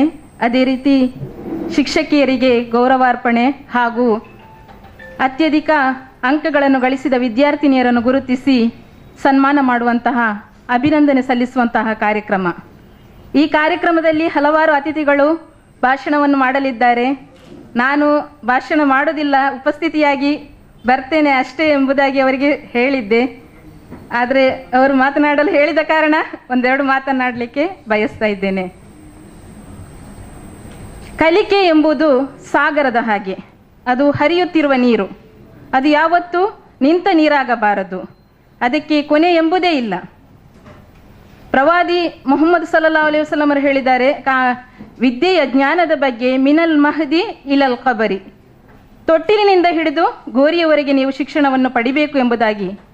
ಆದ್ದರಿಂದ ವಿದ್ಯಾರ್ಥಿನಿಯರು ತಾವು ಪಡೆಯುವಂತಹ ಶಿಕ್ಷಣ, ಕಲಿಕೆ ಎನ್ನುವುದನ್ನು ಸೀಮಿತಗೊಳಿಸಬಾರದು, ಕೇವಲ ಅಂಕಕ್ಕಾಗಿ ಅವರು ಕಲಿಯಬಾರದು. ಅದೇ ರೀತಿ ಪ್ರತಿಷ್ಠೆಗಾಗಿ ಉನ್ನತ ಒಂದು ಉದ್ಯೋಗ ಸಿಗಬೇಕು ಎನ್ನುವಂತಹ ಕಾರಣಕ್ಕಾಗಿ ಅದಕ್ಕೆ ಮಾತ್ರ ಸೀಮಿತಗೊಳಿಸಿ ವಿದ್ಯೆಯನ್ನು ಗಳಿಸಬಾರದು ಎಂಬುದಾಗಿ ನಾನು ಹೇಳಲು ಇಷ್ಟಪಡುತ್ತೇನೆ. ವಿದ್ಯೆ ಎನ್ನುವುದು ಅವರ ಬದುಕಿಗೆ ಪೂರಕವಾಗಿರಬೇಕು, ಅವರ ಜೀವನಕ್ಕೆ ಒಂದು ಒಳ್ಳೆಯ ಉತ್ತಮ ಮಾರ್ಗದರ್ಶನವನ್ನು ನೀಡುವಂಥದ್ದಾಗಬೇಕು. ಅವರ ಜೀವನದಲ್ಲಿ ಬರುವಂತಹ ಸಮಸ್ಯೆಗಳಿಗೆ ಪರಿಹಾರವನ್ನು ಕಂಡುಕೊಳ್ಳುವಂತಹ ಶಿಕ್ಷಣ ಇವತ್ತು ನಮಗೆ ತುಂಬ ಅಗತ್ಯವಿದೆ. ಯಾಕೆಂದರೆ ಇವತ್ತು ಮೌಲ್ಯ ಸೋರಿ ಹೋಗುತ್ತಿರುವಂತಹ ಒಂದು ಸಮಾಜದಲ್ಲಿ ನಾವು ಬಾಳ್ತಾ ಇದ್ದೇವೆ. ಈ ಮೌಲ್ಯ ಸೋರಿ ಹೋಗುತ್ತಿರುವಂತಹ ಸಮಾಜದಲ್ಲಿ ಒಂದು ಒಳ್ಳೆಯ ಉತ್ತಮ ಶಿಕ್ಷಣ ತರಬೇತಿ ಸಿಕ್ಕಿದಂತಹ ವಿದ್ಯಾರ್ಥಿಗಳು ಮಾತ್ರ ಸಮಾಜದಲ್ಲಿ ಒಂದು ಉತ್ತಮ ಗೌರವದ ಬದುಕನ್ನು ಬದುಕಲಿಕ್ಕೆ ಸಾಧ್ಯ ಇದೆ. ಅದೇ ರೀತಿ ಅವರ ಕುಟುಂಬವನ್ನು ಬೆಳಗಲಿಕ್ಕೆ ಸಾಧ್ಯವಿದೆ, ಸಮಾಜಕ್ಕೆ ಉಪಕಾರಿಯಾಗಲು ಅವರಿಂದ ಸಾಧ್ಯವಿದೆ. ಅಂತಹ ಶಿಕ್ಷಣವನ್ನು ನಮ್ಮ ಮಕ್ಕಳು ಪಡಿಬೇಕಾದಂತಹ ಅಗತ್ಯವಿದೆ ಎಂಬುದನ್ನು ನಾನು ಹೇಳಲು ಇಷ್ಟಪಡುತ್ತೇನೆ. ಅದೇ ರೀತಿ ಶಿಕ್ಷಣ ಎನ್ನುವುದು ಕೇವಲ 4 ಗೋಡೆಯಲ್ಲಿ ಕಲಿಯುವಂಥದ್ದು ಮಾತ್ರ ಆಗಿರಬಾರ್ದು, ಅವರ ಪ್ರತಿಭೆಯನ್ನು, ಎಲ್ಲ ರೀತಿಯ ಪ್ರತಿಭೆಗೆ ಅದು ಪ್ರೋತ್ಸಾಹ ಕೊಡುವಂಥದ್ದಾಗಿರಬೇಕು. ಇವತ್ತು ಹೆಚ್ಚು ಆತ್ಮಹತ್ಯೆಗಳೆಲ್ಲ ನಡೀತಾ ಇದೆ. ಕಾರಣ ಏನೆಂದರೆ ಅವರ ಶಿಕ್ಷಣ ಕೇವಲ ಈ ಪರೀಕ್ಷೆಗೆ ಮಾತ್ರ ಸೀಮಿತ ಆಗಿರುವಂಥದ್ದು. ಅಂತಹ ಶಿಕ್ಷಣವನ್ನು ನಾವು ಪಡೆಯದೆ ಜೀವನವನ್ನು ಎದುರಿಸುವಂತಹ ಶಿಕ್ಷಣವನ್ನು ನಮ್ಮ ಮಕ್ಕಳಿಗೆ ಕೊಡೋಣ. ಅದಕ್ಕಾಗಿ ನಾವೆಲ್ಲರೂ ಕೂಡಿ ಪ್ರಯತ್ನಿಸೋಣ ಎಂದು ಹೇಳುತ್ತಾ ನನ್ನ ಮಾತುಗಳನ್ನು ಮುಗಿಸುತ್ತೇನೆ. ಧನ್ಯವಾದಗಳು. ಶಿಕ್ಷಕ ವೃತ್ತಿ ಎಂದರೆ ಎಷ್ಟು ಪಾವನವಾದಂತಹ ವೃತ್ತಿ, ಅದು ಎಷ್ಟು ಗೌರವವನ್ನು ಬಯಸುವಂತಹ, ಗೌರವಕ್ಕೆ ಅರ್ಹವಾದಂತಹ ವೃತ್ತಿ ಎಂಬುದರ ಬಗ್ಗೆ ಎಲ್ಲ ಮಾತನಾಡಬೇಕು ಎಂದು ಆಲೋಚಿಸಿ ಬಂದಿದ್ದೆ. ಆದರೆ ನಮ್ಮ ಸಹೋದರ ಇಬ್ರಾಹಿಂ ಯಾದ್ಗಾರ್ ಅವರು ನನ್ನ ಬಾಯಿಯ ಮಾತನ್ನು ಮುಗಿಸಿಬಿಟ್ಟಿದ್ದಾರೆ. ಅವರಿಗೆ ಅಭಿನಂದನೆಗಳನ್ನು ಸಲ್ಲಿಸುತ್ತೇನೆ ಮತ್ತು ಮುಂದುವರಿದು ಕೆಲವು ಮಾತುಗಳನ್ನು ಮಾತ್ರ ತಮ್ಮೊಂದಿಗೆ ಹಂಚಿಕೊಳ್ಳ ಬಯಸುತ್ತೇನೆ. ಸಹೋದರ ಸಹೋದರಿಯರೇ, ನಾವು ಈ ಹಾಲಿನಲ್ಲಿ ಯಾವ ರೀತಿಯಲ್ಲಿ ಸೇರಿದ್ದೇವೆ ಅಂತ ಹೇಳಿದರೆ, ಒಂದು ಉದ್ಯಾನವನದ ಪುಷ್ಪಗಳಂತೆ ಎಲ್ಲ ಧರ್ಮೀಯರು ಇದ್ದೇವೆ, ಎಲ್ಲ ಭಾಷೆಯನ್ನು ಮಾತನಾಡುವವರಿದ್ದೇವೆ, ವಿವಿಧ ಸಂಸ್ಕೃತಿ ಪ್ರದೇಶಗಳಿಂದ ಆಗಮಿಸಿದವರಿದ್ದೇವೆ. ಬಹಳ ಸಂತೋಷದಿಂದ ಈ ಸುಂದರ ಸಂಜೆಯನ್ನು ನಾವು ಕಳೆಯಲಿಕ್ಕೆ ಇಲ್ಲಿ ಸೇರಿದ್ದೇವೆ. ಇದೇ ರೀತಿಯಲ್ಲಿ ಇಡೀ ಭಾರತ ದೇಶವನ್ನು ಇದೇ ರೀತಿಯಲ್ಲಿ ಸರ್ವ ಜನಾಂಗದ ಶಾಂತಿಯ ತೋಟವನ್ನಾಗಿ ಮಾಡಲಿಕ್ಕೆ, ಶಾಂತಿಯ ನೆಲವೀಡನ್ನಾಗಿ ಮಾಡಲಿಕ್ಕೆ ನಾವೆಲ್ಲರೂ ಕಂಕಣಬದ್ಧರಾಗಬೇಕಾದಂತಹ ಅಗತ್ಯ ಇದೆ. ಹಿಂದೆ ಒಂದು ಕಾಲ ಇತ್ತು, ಅಂದು ನಮ್ಮ ಮನೆಗಳಲ್ಲಿ ಯಾರದಾದರೂ, ನಮ್ಮ ಪರಿಸರದಲ್ಲಿ ಯಾರದಾದರೂ ಒಬ್ಬಿಬ್ಬರ ಮನೆಗಳಲ್ಲಿ, ಶ್ರೀಮಂತರ ಮನೆಗಳಲ್ಲಿ ಬ್ಲ್ಯಾಕ್ ಆ್ಯಂಡ್ ವೈಟ್ ಟಿವಿ ಇದ್ದವು. ಆಗ ರಾಮಾಯಣ ಮಹಾಭಾರತ ಸೀರಿಯಲ್ ನೋಡಬೇಕಾದ್ರೆ ಎಲ್ಲರೂ ಕೂಡ, ಎಲ್ಲ ಮನೆಯ ಮಕ್ಕಳು ಕೂಡ ಜಾತಿ ಧರ್ಮದ ಭೇದವನ್ನು ಮರೆತು ಒಂದು ಕಡೆ ಒಟ್ಟು ಸೇರುವುದು, ಅಲ್ಲಿ ಟಿವಿಯನ್ನು ನೋಡುವುದು, ಅಂತಹ ಒಂದು ಪರಿಪಾಠ ಇತ್ತು. ಕಾಲ ಬದಲಾಯಿತು, ಕಲರ್ ಟಿವಿ ಬಂತು, ಎಲ್ಲರ ಮನೆಗಳಲ್ಲಿಯೂ ಟಿವಿ ಬಂತು. ಈಗ ಕಾಲ ಬದಲಾದಂತೆ ವಿವಿಧ ಚಾನೆಲ್ಗಳು ಬಂದವು. ಒಂದೇ ಚಾನೆಲ್ ಇತ್ತು, ಬೇರೆ ಬೇರೆ ಚಾನೆಲ್ಗಳು ಬಂದೆವು. ಪತಿಗೆ ಒಂದು ಚಾನೆಲ್, ಪತ್ನಿಗೆ ಒಂದು ಚಾನೆಲ್, ಮತ್ತು ಮಕ್ಕಳಿಗೆ ಬೇರೆ ಇದೆ, ಕಾರ್ಟೂನ್ ನೆಟ್ವರ್ಕ್ ಬೇಕು. ಈಗ ಏನಾಯಿತು, ಪ್ರತಿ ಕೋಣೆಗೂ ಒಂದೊಂದು ಟಿವಿ ಬಂತು. ಮತ್ತಷ್ಟು ಕಾಲ ಬದಲಾಗಿದೆ, ಎಲ್ಲರ ಕೈಗಳಲ್ಲಿಯೂ ಟಿವಿ ಬಂದಿದೆ. ಎಲ್ಲರೂ ತಮ್ಮ ತಮ್ಮ ಮೊಬೈಲ್ಗಳಲ್ಲಿ ಟಿವಿಯನ್ನು ವೀಕ್ಷಿಸುತ್ತಿದ್ದಾರೆ. ಕಾಲ ಬದಲಾಗುತ್ತಿದೆ, ತಂತ್ರಜ್ಞಾನವು ಬೆಳೆಯುತ್ತಾ ಇದೆ. ಆದರೆ ಮಾನವೀಯತೆ, ಮಾನವೀಯ ಮೌಲ್ಯಗಳು ಅದು ಎಂದೂ ಸಾಯದೆ ಉಳಿಯುವಂತಹ ಕೆಲಸವನ್ನು ನಾವು ಮಾಡಬೇಕಾಗಿದೆ. ಈ ತಂತ್ರಜ್ಞಾನಗಳನ್ನೆಲ್ಲ, ಈ ಆವಿಷ್ಕಾರಗಳನ್ನೆಲ್ಲ ನೀಡಿದಂತಹ ವ್ಯಕ್ತಿಗಳು, ವಿಜ್ಞಾನಿಗಳು, ಸಂಶೋಧಕರು ಮತ್ತಷ್ಟು ಸಂಶೋಧನೆಯನ್ನು ನಡೆಸುತ್ತಾ ಇದ್ದಾರೆ. ಆದರೆ ನಾವು ಏನು ಮಾಡ್ತಾ ಇದ್ದೇವೆ ಅಂತ ಹೇಳಿದರೆ, ಅವರು ನೀಡಿದಂತಹ ಕೊಡುಗೆಯನ್ನು, ಮೊಬೈಲ್ ಇರಬಹುದು, ಇನ್ನೊಂದು ವಸ್ತು ಇರಬಹುದು, ಅದನ್ನು ಕೇವಲ ಮನೋರಂಜನೆಗೆ, ಸಮಯ ಕೊಲ್ಲಲು ಉಪಯೋಗಿಸುತ್ತಾ ಇದ್ದೇವೆ. ಅದಕ್ಕೂ ಮುಂದುವರಿದು ವದಂತಿಗಳನ್ನು ಹಬ್ಬಿಸುವುದಕ್ಕೆ, ಗಲಭೆಗಳನ್ನು ಹುಟ್ಟಿಸುವುದಕ್ಕೆ ನಾವು ಕಾರಣಕರ್ತರಾಗುತ್ತಾ ಇದ್ದೇವೆ. ಆದುದರಿಂದ ಎಲ್ಲ ರೀತಿಯ ಆವಿಷ್ಕಾರಗಳನ್ನು, ತಂತ್ರಜ್ಞಾನಗಳನ್ನು ವಿವೇಕದೊಂದಿಗೆ, ಯುಕ್ತಿಯೊಂದಿಗೆ, ಎಚ್ಚರಿಕೆಯೊಂದಿಗೆ ಬಳಸುವಂತಹ ಸದ್ಬುದ್ಧಿಯನ್ನು ಎಲ್ಲರೂ ಬೆಳೆಸಿಕೊಳ್ಳಬೇಕು. ಎಲ್ಲರೂ ಅದಕ್ಕಾಗಿ ಪರಸ್ಪರರನ್ನು ಬೋಧಿಸುತ್ತಾ, ಎಚ್ಚರಿಸುತ್ತಾ, ಉಪದೇಶ ನೀಡುತ್ತಾ ಇರಬೇಕು ಎಂಬುದಾಗಿ ನಾನು ಈ ಸಂದರ್ಭದಲ್ಲಿ ಹೇಳ ಬಯಸುತ್ತೇನೆ. ಅದೇ ರೀತಿಯಲ್ಲಿ ಶಿಕ್ಷಕ ವೃತ್ತಿಯ ಬಗ್ಗೆ ಬಹಳಷ್ಟು ವಿಚಾರಗಳು ಈಗಾಗಲೇ ಬಂದವು. ನನ್ನ ಮಗಳು SSLCಯಲ್ಲಿ 620 ಅಂಕಗಳನ್ನು, 2 ವರ್ಷಗಳ ಹಿಂದೆ 620 ಅಂಕಗಳನ್ನು ಪಡೆದು ಇದೇ ಅಬ್ದುಲ್ ಹಕ್ ಸರ್ ಕೈಯಲ್ಲಿ ಅಭಿನಂದಿಸಲ್ಪಟ್ಟಿದ್ದಳು. ಅವಳ ಈಗ ಸದ್ಯಕ್ಕೆ ಇಲ್ಲಿಯ KMC ಕಾಲೇಜಿನಲ್ಲಿ MBBS ದ್ವಿತೀಯ ವರ್ಷದಲ್ಲಿ ಕಲಿಯುತ್ತಾ ಇದ್ದಾಳೆ. ಅವಳ ಈ ಸಾಧನೆಯ ಹಿಂದೆ ಅವರ ಶಿಕ್ಷಕಿಯರ ಬಹಳ ಪರಿಶ್ರಮ ಇದೆ. ಅವಳು ಬಹಳ ನಾಚಿಕೆಯ ಸ್ವಭಾವದ, ಸಣ್ಣ ಪುಟ್ಟ ವಿಷಯಕ್ಕೆ ಅಳುವಂತಹ ಸ್ವಭಾವದ ಹುಡುಗಿಯಾಗಿದ್ದಳು. ಅವಳನ್ನು ಒಬ್ಬ ಶಿಕ್ಷಕಿ, ಅಲ್ಲಿಯ ಮುಖ್ಯ ಉಪಾಧ್ಯಾಯಿನಿ, ಹಿರಾ ಪ್ರೌಢಶಾಲೆಯ ಮುಖ್ಯ ಉಪಾಧ್ಯಾಯಿನಿ ಬಹಳಷ್ಟು ಪರಿಶ್ರಮ ಪಟ್ಟು ಅವಳಲ್ಲಿರುವಂತಹ ಅಭ್ಯಾಸವನ್ನು ಹೋಗಲಾಡಿಸಿದರು. ಅವಳಿಗೆ ಧೈರ್ಯವನ್ನು ತುಂಬಿಸಿದರು. ಈಗ ಅವಳು ಡೆಡ್ ಬಾಡಿಯ ಮುಂದೆ ಕೆಲಸ ಮಾಡಬೇಕಾದಂತಹ ಮಟ್ಟಕ್ಕೆ ಏರಿದ್ದಾಳೆ. ಇದರ ಹಿಂದೆ ಶಿಕ್ಷಕರ ಪರಿಶ್ರಮ ಇದೆ. ಇದನ್ನು ಎಂದೂ ಕೂಡ ನಾವು ಮರೆಯಲಿಕ್ಕೆ ಸಾಧ್ಯ ಇಲ್ಲ. ಆದುದರಿಂದ ಶಿಕ್ಷಕರು ಸಮಾಜದ ರೂವಾರಿಗಳು. ಅದೇ ರೀತಿಯಲ್ಲಿ ನಾನು ಯಾವಾಗಲೂ ನೆನಪಿಸುತ್ತಿರುವಂತಹ ಒಂದು ಮಾತು, ನನ್ನ ಪ್ರಾಥಮಿಕ ತರಗತಿಯಲ್ಲಿ ನನ್ನ ಶಿಕ್ಷಕರು ಮಾಡಿದಂತಹ ಬೋಧನೆ, ಸಾಧನೆಗೆ ಅಸಾಧ್ಯವಾದುದು ಯಾವುದೂ ಇಲ್ಲ ಮಗು, ಆದರೆ ಸಾಧಿಸುವ ಛಲ ಮನುಷ್ಯನಲ್ಲಿರಬೇಕು. ಈ ಮಾತು ಯಾವಾಗಲೂ ಈಗ ನನಗೆ ನನ್ನ ಟೀಚರ್ ಪಾಠ ಮಾಡಿದಂತೆ ಭಾಸವಾಗುತ್ತದೆ. ಈ ರೀತಿಯಲ್ಲಿ ಶಿಕ್ಷಕರು ಸಮಾಜವನ್ನು ಬದಲಾಯಿಸುವಂತಹ ಉತ್ತಮ ಕೆಲಸವನ್ನು ಮಾಡುವವರು, ಅವರು ಗೌರವಕ್ಕೆ ಅರ್ಹರು. ಅವರು ಯಾವಾಗಲೂ ಸದಾ ನಮ್ಮ ನೆನಪಿನಲ್ಲಿ ಉಳಿಯಬೇಕು. ಅವರಿಗಾಗಿ ನಾವು ಸಹಾಯ ಮಾಡಬೇಕು, ಗೌರವಿಸಬೇಕು ಮತ್ತು ಅವರಿಗಾಗಿ ಪ್ರಾರ್ಥಿಸಬೇಕು ಎಂಬುದಾಗಿ ನಾನು ಈ ಸಂದರ್ಭದಲ್ಲಿ ಹೇಳ ಬಯಸುತ್ತೇನೆ. ಅದೇ ರೀತಿಯಲ್ಲಿ ನನ್ನ ಪ್ರೀತಿಯ ವಿದ್ಯಾರ್ಥಿನಿ ಸಹೋದರಿಯರೊಂದಿಗೆ ಈಗಾಗಲೇ ಸಹೋದರಿ ಆಯಿಷಾರವರು ಹೇಳಿದರು, ಕೇವಲ ಅಂಕಗಳನ್ನು ಗಳಿಸುವುದು ಮಾತ್ರ ಜೀವನದ ಗುರಿಯಾಗಬಾರದು. ಉನ್ನತವಾದ ಗುರಿಯನ್ನಿಟ್ಟು ಸಮಾಜಮುಖಿಗಳಾಗಿ, ಸಮಾಜ ಸೇವಕರಾಗಿ ಸಮಾಜದಲ್ಲಿ ಗುರುತಿಸಲ್ಪಡಬೇಕು. ಮಾಲತಿ ಶೆಟ್ಟಿ ಮಾನೂರ್ ಅವರು ಹೇಳಿದಂತೆ ಒಂದು ಉತ್ತಮವಾದಂತಹ ಅಚ್ಚನ್ನು, ಛಾಪನ್ನು ಈ ಸಮಾಜದಲ್ಲಿ ಮೂಡಿಸಿ ಮರೆಯಾಗಲಿಕ್ಕೆ ನಮ್ಮಲ್ಲಿ ಪ್ರತಿಯೊಬ್ಬರಿಗೂ ಸಾಧ್ಯವಾಗಬೇಕು. ಶಾಲೆಯಲ್ಲಿ ಸೇವೆ ಸಲ್ಲಿಸಿದ್ದಾರೆ. 1 ವರ್ಷ ಮುಖ್ಯ ಶಿಕ್ಷಕಿಯಾಗಿ ಸೇವೆ ಸಲ್ಲಿಸಿದ ಇವರು ಕರ್ನಾಟಕ ತುಳು ಸಾಹಿತ್ಯ ಅಕಾಡೆಮಿಯ ಮಾಜಿ ಸದಸ್ಯೆ. ತುಳು ಪಠ್ಯಪುಸ್ತಕ ಸಮಿತಿಯ ಅಲ್ಲಿಯೂ ಇವರು ಸೇವೆಯನ್ನು ಸಲ್ಲಿಸಿದ್ದಾರೆ. ಅಷ್ಟು ಮಾತ್ರ ಅಲ್ಲ, ವೀರನಾರಿ ಅಬ್ಬಕ್ಕ ಉತ್ಸವ ಸಮಿತಿಯ ಸಕ್ರಿಯ ಕಾರ್ಯಕರ್ತೆಯಾಗಿ ಅಬ್ಬಕ್ಕನನ್ನು ಪ್ರತಿಬಿಂಬಿಸುವಂತ ಕಾರ್ಯವನ್ನು ಉಳ್ಳಾಲದಲ್ಲಿ ಮಾಡುತ್ತಾ ಇದ್ದಾರೆ ಅಂತ ಈ ಸಂದರ್ಭದಲ್ಲಿ ನಾವು ಸಂತೋಷಪೂರ್ವಕವಾಗಿ ನೆನಪಿಸ್ತಾ ಇದ್ದೇವೆ. ಮೇಡಮ್, ನಿಮಗೆ ಅಭಿನಂದನೆಗಳು. ಶ್ರೀಮತಿ ಲೀಲಾವತಿಯವರು ಕಾಸರಗೋಡು ತಾಲೂಕು ಬೆಳ್ಳೂರಿನಲ್ಲಿ ಶ್ರೀಪತಿ ಕಡಂಬಲತ್ತಾಯ ಮತ್ತು ಶ್ರೀಮತಿ ಲಕ್ಷ್ಮಿಯವರ ಸುಪುತ್ರಿಯಾಗಿ ಜನನ, ಪ್ರಸ್ತುತ ಉಳ್ಳಾಲ ಮಾಸ್ತಿಕಟ್ಟೆಯಲ್ಲಿ ವಾಸ. ಪ್ರಾಥಮಿಕ ಮತ್ತು ಪ್ರೌಢಶಾಲೆಯನ್ನು ಕೇರಳದ ಕಾಸರಗೋಡಿನಲ್ಲಿ ನಡೆಸಿದ ಇವರು ವಿವೇಕಾನಂದ ಕಾಲೇಜು ಪುತ್ತೂರಿನಲ್ಲಿ PUC, ಶ್ರೀ ಧರ್ಮಸ್ಥಳ ಮಂಜುನಾಥೇಶ್ವರ ಕಾಲೇಜಿನಲ್ಲಿ ಡಿಗ್ರಿಯನ್ನು ಮುಗಿಸಿ ಮಂಗಳೂರಿನ BEd ಕಾಲೇಜಿನಲ್ಲಿ BEd ಮಾಡಿ 3 ವರ್ಷಗಳ ಶಿಕ್ಷಕಿಯಾಗಿ ಸೇವೆ. 1970ರಿಂದ 73ರವರೆಗೆ ಸೆಂಟ್ ಟೆರೆಸಾ ಗರ್ಲ್ಸ್ ಹೈಸ್ಕೂಲ್ ಬೆಳ್ತಂಗಡಿಯಲ್ಲಿ ಗಣಿತ ಮತ್ತು ವಿಜ್ಞಾನ ಶಿಕ್ಷಕಿಯಾಗಿ ಸೇವೆ. ನಂತರ ಆನಂದಾಶ್ರಮ ಪ್ರೌಢಶಾಲೆಯಲ್ಲಿ 30 ವರ್ಷಗಳ ಕಾಲ ಗಣಿತ ಮತ್ತು ವಿಜ್ಞಾನ ಶಿಕ್ಷಕಿಯಾಗಿ ಸೇವೆ. 2005ರಲ್ಲಿ ನಿವೃತ್ತಿ.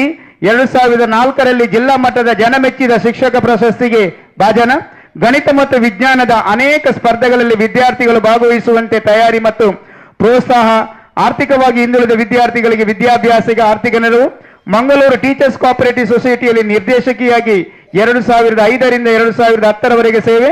ಪ್ರಸ್ತುತ ಜಾಗೃತ ವಿದ್ಯುದೋಷ ಸಹಕಾರಿ ಸಂಘದ ನಿರ್ದೇಶಕಿಯಾಗಿ ಸೇವೆ. ಲಯನ್ಸ್ ಕ್ಲಬ್ ಮತ್ತು ಹಬ್ಬಕೋತ್ಸವ ಸಮಿತಿಗಳಲ್ಲಿ ಸಕ್ರಿಯವಾಗಿ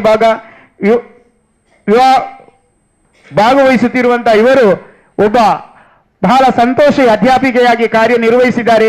ಅಷ್ಟಲ್ಲದೆ ನಾವು ಇವರನ್ನು ಉಳ್ಳಾಲದ ಮತ್ತೊಬ್ಬ ಹಬ್ಬಕಲಾಗಿ ಗುರುತಿಸಲಿಕ್ಕೆ ಈ ಸಂದರ್ಭದಲ್ಲಿ ಸಂತೋಷ ಪಟ್ಟುಕೊಳ್ತಾ ಇದ್ದೀವಿ. ಶ್ರೀಮತಿ ಸರೋಜ ಕುಮಾರಿ ಅವರು MA BEd ಆನಂದಾಶ್ರಮ ಶಾಲೆಯ ಅಧ್ಯಾಪಿಕೆಯಾಗಿ ನಿವೃತ್ತಿಯಾಗಿದ್ದಾರೆ. 1977ರ ನವೆಂಬರ್ ಹಿಂದಿ ಭಾಷಾ ಸಹ ಶಿಕ್ಷಕಿಯಾಗಿ ಸೇವೆ ಪ್ರಾರಂಭ ಮಾಡಿದ ಇವರು 2006ರಲ್ಲಿ ಆನಂದಾಶ್ರಮದಲ್ಲಿ ಮುಖ್ಯ ಶಿಕ್ಷಕಿಯಾಗಿ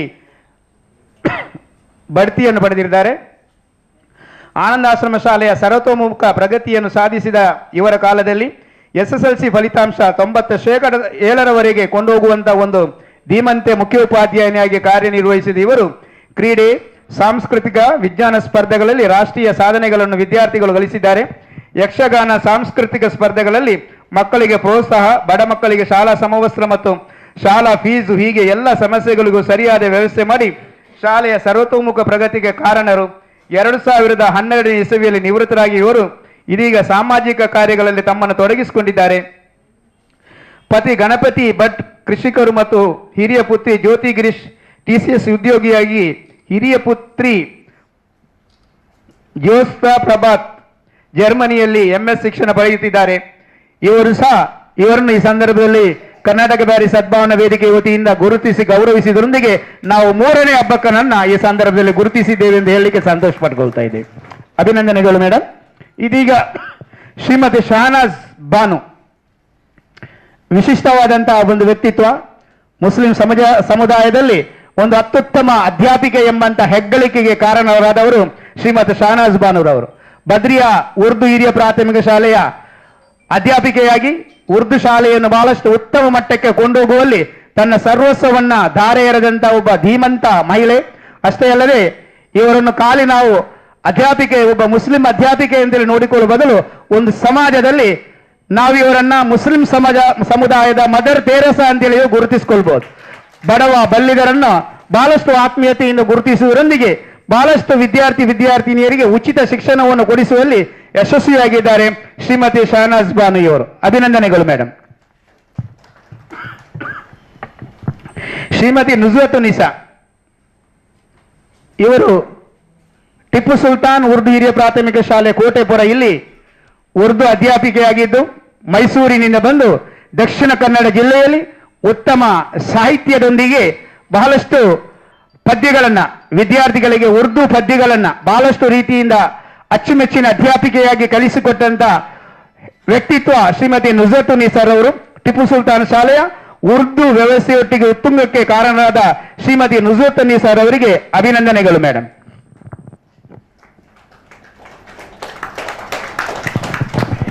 ಇನ್ನೋರ್ವರು ಶ್ರೀಮತಿ ಲೆನ್ನಿ ಸವರಿನ್ ಡಿ ಸೋಜರ್ ಅವರು ಈ ಕಾರ್ಯಕ್ರಮದಲ್ಲಿ ಅನಿವಾರ್ಯ ಕಾರಣದಿಂದಾಗಿ ಬಂದಿಲ್ಲ. ಅವರಿಗೆ ಗೌರವವನ್ನು ನಾವು ಅವರ ಶಾಲೆಯ ಮೂಲಕ ಸಲ್ಲಿಸಲಿಕ್ಕೆ ಮುಂದೆ ಪ್ರಯತ್ನಿಸ್ತೀವಿ.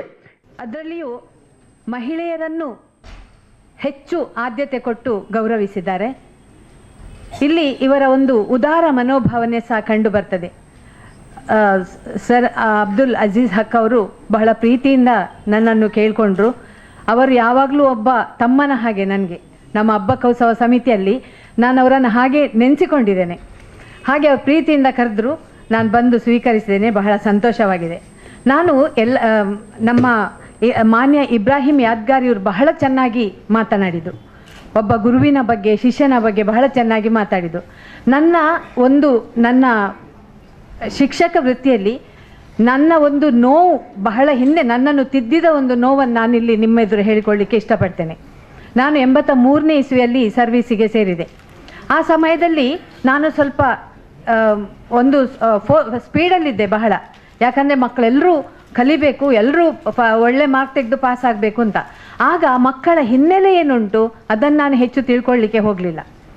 ಅಲ್ಲಿ ನನ್ನ ಅಧ್ಯಾಪಕರು ಏನು ಮಾಡಿದ್ರು ಅಂದರೆ, ಅಕ್ಷರ ಚೆನ್ನಾಗಿರಬೇಕಾದ್ರೆ ನೀವು ಇಂಕ್ ಪೆನ್ನಲ್ಲೇ ಬರಿಬೇಕು, ಬಾಲ್ ಪೆನ್ ಉಪಯೋಗಿಸಬಾರ್ದು ಅಂತ ಹೇಳ್ತಾ ಇದ್ರು. ನನಗೆ ನನ್ನ ಹೈಸ್ಕೂಲ್ ಲೈಫಲ್ಲಿ ಪೂರ್ತಿ ಇಂಕ್ ಪೆನ್ನಲ್ಲೇ ಬರೆದು ಗೊತ್ತು. ಈಗ ನಮಗೆ ಪೇಟೆಯಲ್ಲಿ ಬಣ್ಣ ಬಣ್ಣದ ಬೇರೆ ಬೇರೆ ರೀತಿಯ ಬಾಲ್ ಪೆನ್ಗಳು ಸಿಗ್ತವೆ. ಈಗ ಇಂಕ್ ಪೆನ್ ಯಾರು ಯೂಸ್ ಮಾಡೋದಿಲ್ಲ. ಆ ಸಮಯದಲ್ಲಿ ನಾನು ನನ್ನ ಕ್ಲಾಸ್ನ ಎಲ್ಲ ಮಕ್ಕಳಿಗೆ ಹೇಳಿದೆ, ಮಕ್ಕಳೇ ನೀವು ನಾಳೆಯಿಂದ ಇಂಕ್ ಪೆನ್ನೇ. ಆಗದ ಪೆನ್ ಹೇಗಿತ್ತಂದರೆ, ಬಾಲ್ ಪೆನ್ ಒಂದು ಪೇಜಲ್ಲಿ ಇಷ್ಟೇ ಉದ್ದದ ರಿಫಿಲ್ ಒಂದು ಪೇಜಲ್ಲಿ ಬರೆದ್ರೆ ಅದು 6 ಪೇಜ್ 7 ಪೇಜಿಯಲ್ಲಿ ಅದರ ಇಂಪ್ರೆಷನ್ ಬೀಳ್ತಿತ್ತು, ಒತ್ತು ಬೀಳ್ತಿತ್ತು. ನಾನು ಆ ಮಕ್ಕಳಿಗೆ ಹೇಳಿದೆ, ನೀವೆಲ್ಲರೂ ಸಹ ಇಂಕ್ ಪೆನ್ನೇ ಉಪಯೋಗಿಸಿ ಅಂತ. ಸಾಮಾನ್ಯ ಹೊಸ ಟೀಚರ್ ಹೇಳುವಾಗ ಮಕ್ಕಳಿಗೆ ಸ್ವಲ್ಪ ಹುರುಪು ಜಾಸ್ತಿ ಇರ್ತದೆ. ಎಲ್ಲರೂ ಇಂಕ್ ಪೆನ್ ತಂದರು, ಆದರೆ ಒಂದು ಹುಡುಗಿ ಮಾತ್ರ ತರಲೇ ಇಲ್ಲ. ಕೇಳಿದೆ ಸುಮಾರು ಸಲ ಕೇಳಿದೆ, ನೀನು ಯಾಕಮ್ಮ ತರಲಿಲ್ಲ ಅಂತ. ಅವಳು ಸೈಲೆಂಟ್ ಒಂಥರ. ನಮಗೆ ಸಾಮಾನ್ಯವಾಗಿ BEd ಅಲ್ಲಿ ಎಲ್ಲ ರೀತಿಯ ಮಕ್ಕಳ ಸೈಕಾಲಜಿ ತಿಳ್ಕೊಳ್ಳುವಂತಹ ಪಾಠ ಸಹ ಆಗಿರ್ತದೆ. ಆದರೆ ಸಹ ಅವಳನ್ನು ಕೇಳಿದೆ, ಆದರೆ ಅವಳು ಮಾತು ಕಡಿಮೆ. ಮತ್ತು ಮಕ್ಕಳ ಹತ್ರ ಕೇಳುವಾಗ ಅವಳು ಕ್ಲಾಸಲ್ಲಿ ಹಾಗೆ ಟೀಚರ್ ಯಾರ ಹತ್ರ ಸಹ ಮಾತಾಡೋದಿಲ್ಲ ಅಂತ ಆಯಿತು. ಮತ್ತೆ ಅವಳಿಗೆ ಪುನಃ ಒಂದು ವಾರ ಕೊಟ್ಟೆ, ಪುನಃ 10 ದಿವಸ ಕೊಟ್ಟೆ, 15 ದಿವಸ ಕೊಟ್ಟೆ. ಈ ಹುಡುಗಿ ತರುವ ಅಂದಾಜು ಕಾಣೋದಿಲ್ಲ. ನನಗೆ ಒಂದು ಥರ ನನ್ನನ್ನು ಇವಳು ಅಷ್ಟು ನಿಗ್ಲೆಕ್ಟ್ ಮಾಡಿಬಿಟ್ಲ, ನನ್ನ ಮಾತಿಗೆ ಬೆಲೆ ಇಲ್ವಾ ಹೇಳುವ ಹಾಗೆ ಆಯಿತು. ಮತ್ತೆ ಪುನಃ ಕೇಳಿದೆ, ನೋಡು ನಾಳೆ ತಾರದಿದ್ದೆ ನಿನ್ನನ್ನು ನಾನು ಸುಮ್ಮನೆ ಬಿಡು, ನಾಳೆ ತರಲೇಬೇಕು ನೀನು ಹೇಳಿದೆ. ಅವಳು ಮತ್ತೂ ತರಲಿಲ್ಲ. ಆಗ ಕರೆದು ಒಂದು ಪೆಟ್ಟು ಕೊಟ್ಟು ಕೇಳಿದೆ, ನಿನಗೆ ಇಷ್ಟು ಸಲ ಹೇಳಿದೆ ನಾನು ಕೇಳಲಿಲ್ಲ, ಮಾತಾಡಲಿಲ್ಲ. ಅದಕ್ಕೆ ಸಹ ನನಗೆ ಇನ್ನೂ ಜಾಸ್ತಿ ಅವಳ ಬಗ್ಗೆ ಇಂಟ್ರೆಸ್ಟ್ ಆಯ್ತು. ಕೇಳಿದೆ, ನಿನ್ನ ಅಪ್ಪ ಎಂತ ಮಾಡ್ತಾರೆ? ನನಗೆ ಅಪ್ಪ ಇಲ್ಲ ಹೇಳಿದ್ಲು. ಅಮ್ಮ ಎಂತ ಮಾಡ್ತಾರೆ? ಅಮ್ಮ ಸಹ ಇಲ್ಲ. ನನಗೆ ಎಲ್ಲ ಇದು ಮತ್ತೆ ಇವಳು ಯಾರ ಜೊತೆಗಿರ್ತಾಳೆ ಅಂತ ಆಯ್ತು. ನೀನು ಯಾರ ಜೊತೆಗಿದ್ದಿ ಮತ್ತೆ ಕೇಳಿದೆ. ನನ್ನ ಅಜ್ಜಿ ಜೊತೆ. ಅಜ್ಜಿ ಎಂತ ಮಾಡ್ತಿದ್ದಾರೆ? ಅಜ್ಜಿ ಅಲ್ಲಿ ಮೊದಲು ಈಗ ಕಲ್ಯಾಣ ಜ್ಯುವೆಲ್ಲರಿ ಆದಲ್ಲಿ ಒಂದು ಪಾಲ್ಕೆ ಹಾಲ್ ಇತ್ತು. ಆ ಪಾಲ್ಕೆ ಹಾಲಲ್ಲಿ ಮದುವೆ ಎಲ್ಲ ಇರುವಾಗ ಹಾಲ್ ಕ್ಲೀನ್ ಮಾಡೋದು. ಅದು ಅಜ್ಜಿ ಫೈಲ್ ಏರಿಯಾ ಇಷ್ಟು ದಪ್ಪ. ಈ ಒಂದು ಮೊಮ್ಮಳಿ ಅದು ಕೇಳಿ ಮಾತ್ರ ನನಗೆ ಬಹಳ ನೋವಾಯಿತು. ನಾನೊಂದು 2 ವಾರ ಸರಿಯಾಗಿ ನಿದ್ದೆ ಮಾಡಲಿಲ್ಲ. ಪಾಪ ನಾನು ಆ ಹುಡುಗಿಗೆ ಹೊಡೆದು ಬಿಟ್ಟೆಲ್ಲ, ಇಷ್ಟು ಹಿಂಸೆ ಕೊಟ್ಟೆಲ್ಲ ಅಂತ. ಹಿಂಸೆ ಅಂತ ಇಲ್ಲ, ತಾ ಅಂತ ಒತ್ತಾಯ ಮಾಡ್ತಿದ್ದೆ, ಇಷ್ಟು ಒತ್ತಡ ಹಾಕಿದೆಲ್ಲ ಅಂತ ಆಯಿತು. ಆಮೇಲಿಂದ ನನ್ನ ಶಿಕ್ಷಕ ವೃತ್ತಿಯಲ್ಲಿ ನಾನು ತಿದ್ದಿಕೊಂಡದೇನೆಂದರೆ, ಮಕ್ಕಳನ್ನು ಸರಿ ಹಿನ್ನೆಲೆ ತಿಳ್ಕೊಳ್ಳೋದೆ ನಾವು ಯಾವುದನ್ನು ಸಹ ನಿರ್ಧಾರ ಮಾಡಬಾರ್ದು ಅಂತ. ಮತ್ತೆ ಆ ದಿವಸದಿಂದ ಮಕ್ಕಳು ಫೀಸ್ ಕೊಡದಿದ್ದರೆ ಯಾವುದಕ್ಕೆ ಸಹ ನಾನು ಅವರನ್ನು ಫೋರ್ಸ್ ಮಾಡಲಿಲ್ಲ. ಮತ್ತು ಯಾಕೆ ಅಂತ ವಿಚಾರಿಸಿ ಪ್ರೀತಿಯಿಂದ ಕರೆದು ಕೇಳಿ ನನ್ನಿಂದ ಏನು ಅವರಿಗೆ ಸಹಾಯ ಆಗಬೇಕು ಅದನ್ನೆಲ್ಲ ನಾನು ಮಾಡ್ತಾ ಬಂದಿದ್ದೇನೆ. ಈ ಥರದೊಂದು. ಮತ್ತು ನನ್ನ ಈ ಶಿಕ್ಷಕ ವೃತ್ತಿಯಲ್ಲಿ ನಾನು ನಿಮ್ಗೆಲ್ರಿಗೂ ಗೊತ್ತಿದೆ, ಒಂದು ಶಿಕ್ಷಕಿಯಾಗಿ ನಾನು ಹೇಳಬಾರ್ದು, ಅದೇ ಯಾವ ನೀತಿ ಶಿಕ್ಷಣ ಅಂತಲೇ ಹೇಳ್ತೇವೆ ಅದೀಗ ಪಾಠಗಳಲ್ಲಿ ಇಲ್ವೇ ಇಲ್ಲ. ಆ ನೀತಿ ಪಾಠ ಅಂತ ಒಂದು ಏನಾದರೂ ಇದ್ದರೆ ಅದಕ್ಕೆ ಬೇರೆ ವಿಜ್ಞಾನ ಶಿಕ್ಷಕರು ಅಥವಾ ಮ್ಯಾಥ್ಸ್ ಟೀಚರೋ ಬಂದು ಅಲ್ಲಿ ಪಾಠ ಮಾಡಿ ಆ ಪೀರಿಯಡ್ ಅಂತ ನುಂಗಿ ಹಾಕ್ತಾರೆ. ಮಕ್ಕಳಿಗೆ ಆಡಲಿಕ್ಕೂ ಇಲ್ಲ, ಆಚೆ ಆಟವೂ ಸರಿ ಇಲ್ಲ, ಈಚೆ ನೀತಿಯೂ ಸರಿ ಇಲ್ಲ ಹೇಳಿದಾಗ ಎಲ್ಲೆಲ್ಲಿ ತಿದ್ದಬೇಕು ಆ ಮಕ್ಕಳನ್ನು. ಪಾಠದಲ್ಲಿ ವಿಷಯಗಳು ಬಂದಾಗ ನೈತಿಕವಾಗಿ ಸಾಂಸ್ಕೃತಿಕವಾಗಿ ಅವರ ಪ್ರತಿಭೆ ಹೊರಗೆ ಬರುವ ಹಾಗೆ ನಾನು ಬಹಳಷ್ಟು ಪ್ರಯತ್ನ ಪಟ್ಟಿದ್ದೇನೆ. ಆ ನೆಮ್ಮದಿ ನನಗೆ ಇದೆ. ಅವರು ಹೇಳಿದ ಹಾಗೆ ಒಂದು ನಿವೃತ್ತಿ ಆದ ಮೇಲೆ ಒಂದು ರೀತಿಯ ನೆಮ್ಮದಿಯ ಜೀವನ, ನಮ್ಮದು ಯಾವ ಹಿಂಸೆ ಸಹ ಇಲ್ಲ. ಮತ್ತು ಗುರುಗಳು ಟೀಚರ್ಸ್ ಹೇಳಿದರೆ ಒಂದು ಗೌರವ.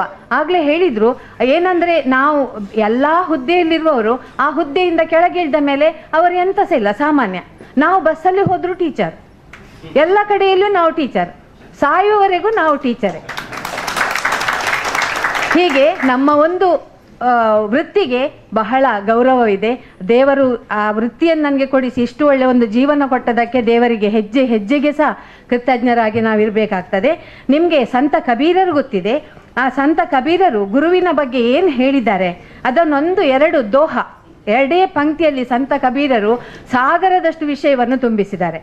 ಆ 2 ದೋಹೆಯನ್ನು ನಿಮ್ಮ ಮುಂದೆ ನಾನಿಟ್ಟು ನನ್ನ ಮಾತನ್ನು ಮುಗಿಸ್ತೇನೆ. ಅದರ ಅರ್ಥ ಬಹುಶಃ ನಿಮಗೆ ಆಗ್ಬೋದು. सिख तो ऐसा चाहिए गुरु को सब कुछ दे, सिख तो ऐसा चाहिए गुरु को सब कुछ दे, गुरु तो ऐसा चाहिए सिख से सब कुछ नहीं ले, सिख से कुछ नहीं ले. ವಿದ್ಯಾರ್ಥಿಯಾದವನು ಗುರುವಿಗೆ ಏನೂ ಕೊಡಬಾರ್ದಂತೆ. ಸಿಕ್ಕತೋ ಏಸಾ ಚಾಹಿಯೇ ಗುರುಕೋ, ಎಲ್ಲವನ್ನೂ ತ್ಯಾಗ ಮಾಡಲಿಕ್ಕೆ, ಎಲ್ಲವನ್ನೂ ಕೊಡಲಿಕ್ಕೆ ತಯಾರಾಗಿರ್ಬೇಕು. ಆದರೆ ಶಿಕ್ಷಕನಾದವನು ಹೇಗಿರಬೇಕು? ಗುರುವಿಂದ ಏನನ್ನೂ ನಿರೀಕ್ಷಿಸಬಾರ್ದು, ಏನನ್ನೂ ತೆಗೆದುಕೊಳ್ಬಾರ್ದು ಅಂತ ಉದಾರ ಮನೋಭಾವನೆ, ಅಂತ ಒಂದು ವಿದ್ಯಾರ್ಥಿಯನ್ನು ಮುಂದೆ ತರುವಂಥ ಗುಣ ಅವನಿಗೆ ಇರಬೇಕು ಅಂತ. ಇನ್ನೊಂದು ಅವರ ದೋಹೆ, ಗುರು ಗೋವಿಂದ ದೋವು ಖಡೆ ಕಾಕೆ ಲಾಗೋ ಪಾಯ್, ಗುರು ಗೋವಿಂದ ದೋವು ಕಡೆ ಕಾಕೆ ಲಾಗೋ ಪಾಯ್, बलिहारी गुरु आपने गोविंद दियो बताय कबीरा, गोविंद दियो बताय. ಇಲ್ಲಿ ಸಂತ ಕಬೀರರು ಹೇಳ್ತಾರೆ, ಗುರು ಮತ್ತು ದೇವರು ಇಬ್ಬರೂ ನಿಮ್ಮೆದುರು ಬಂದು ನಿಂತಾಗ ಯಾರಿಗೆ ಮೊದಲು ನಮಸ್ಕಾರ ಮಾಡ್ತೀರಿ ಅಂತ. ಅದಕ್ಕೆ ಅವರು ಹೇಳ್ತಾರೆ ಮೊದಲು ನಮಸ್ಕಾರ ಮಾಡೋದು ಗುರುವಿಗೆ, ದೇವರಿಗಲ್ಲ. ಯಾಕಂದ್ರೆ ದೇವರ ಅಸ್ತಿತ್ವ ಈ ಪ್ರಪಂಚದ ಅರಿವನ್ನು ಕೊಟ್ಟವನೇ ಗುರು, ಆದ ಕಾರಣ ಗುರುವಿಗೆ ಮೊದಲ ಪ್ರಣಾಮ ಅಂತ. ಧನ್ಯವಾದ. ಈ ವೇದಿಕೆಯ ಎಲ್ಲ ಪದಾಧಿಕಾರಿಗಳಿಗೆ ನಾನು ಹಾರ್ದಿಕ ಕೃತಜ್ಞತೆಗಳನ್ನು ಅರ್ಪಿಸ್ತಾ ಇದ್ದೇನೆ. ಇದೊಂದು ನಿಜವಾಗಿ ಸ್ತುತ್ಯಾರ್ಹದಂತಹ ಕೆಲಸವೇ ಆಗಿದೆ.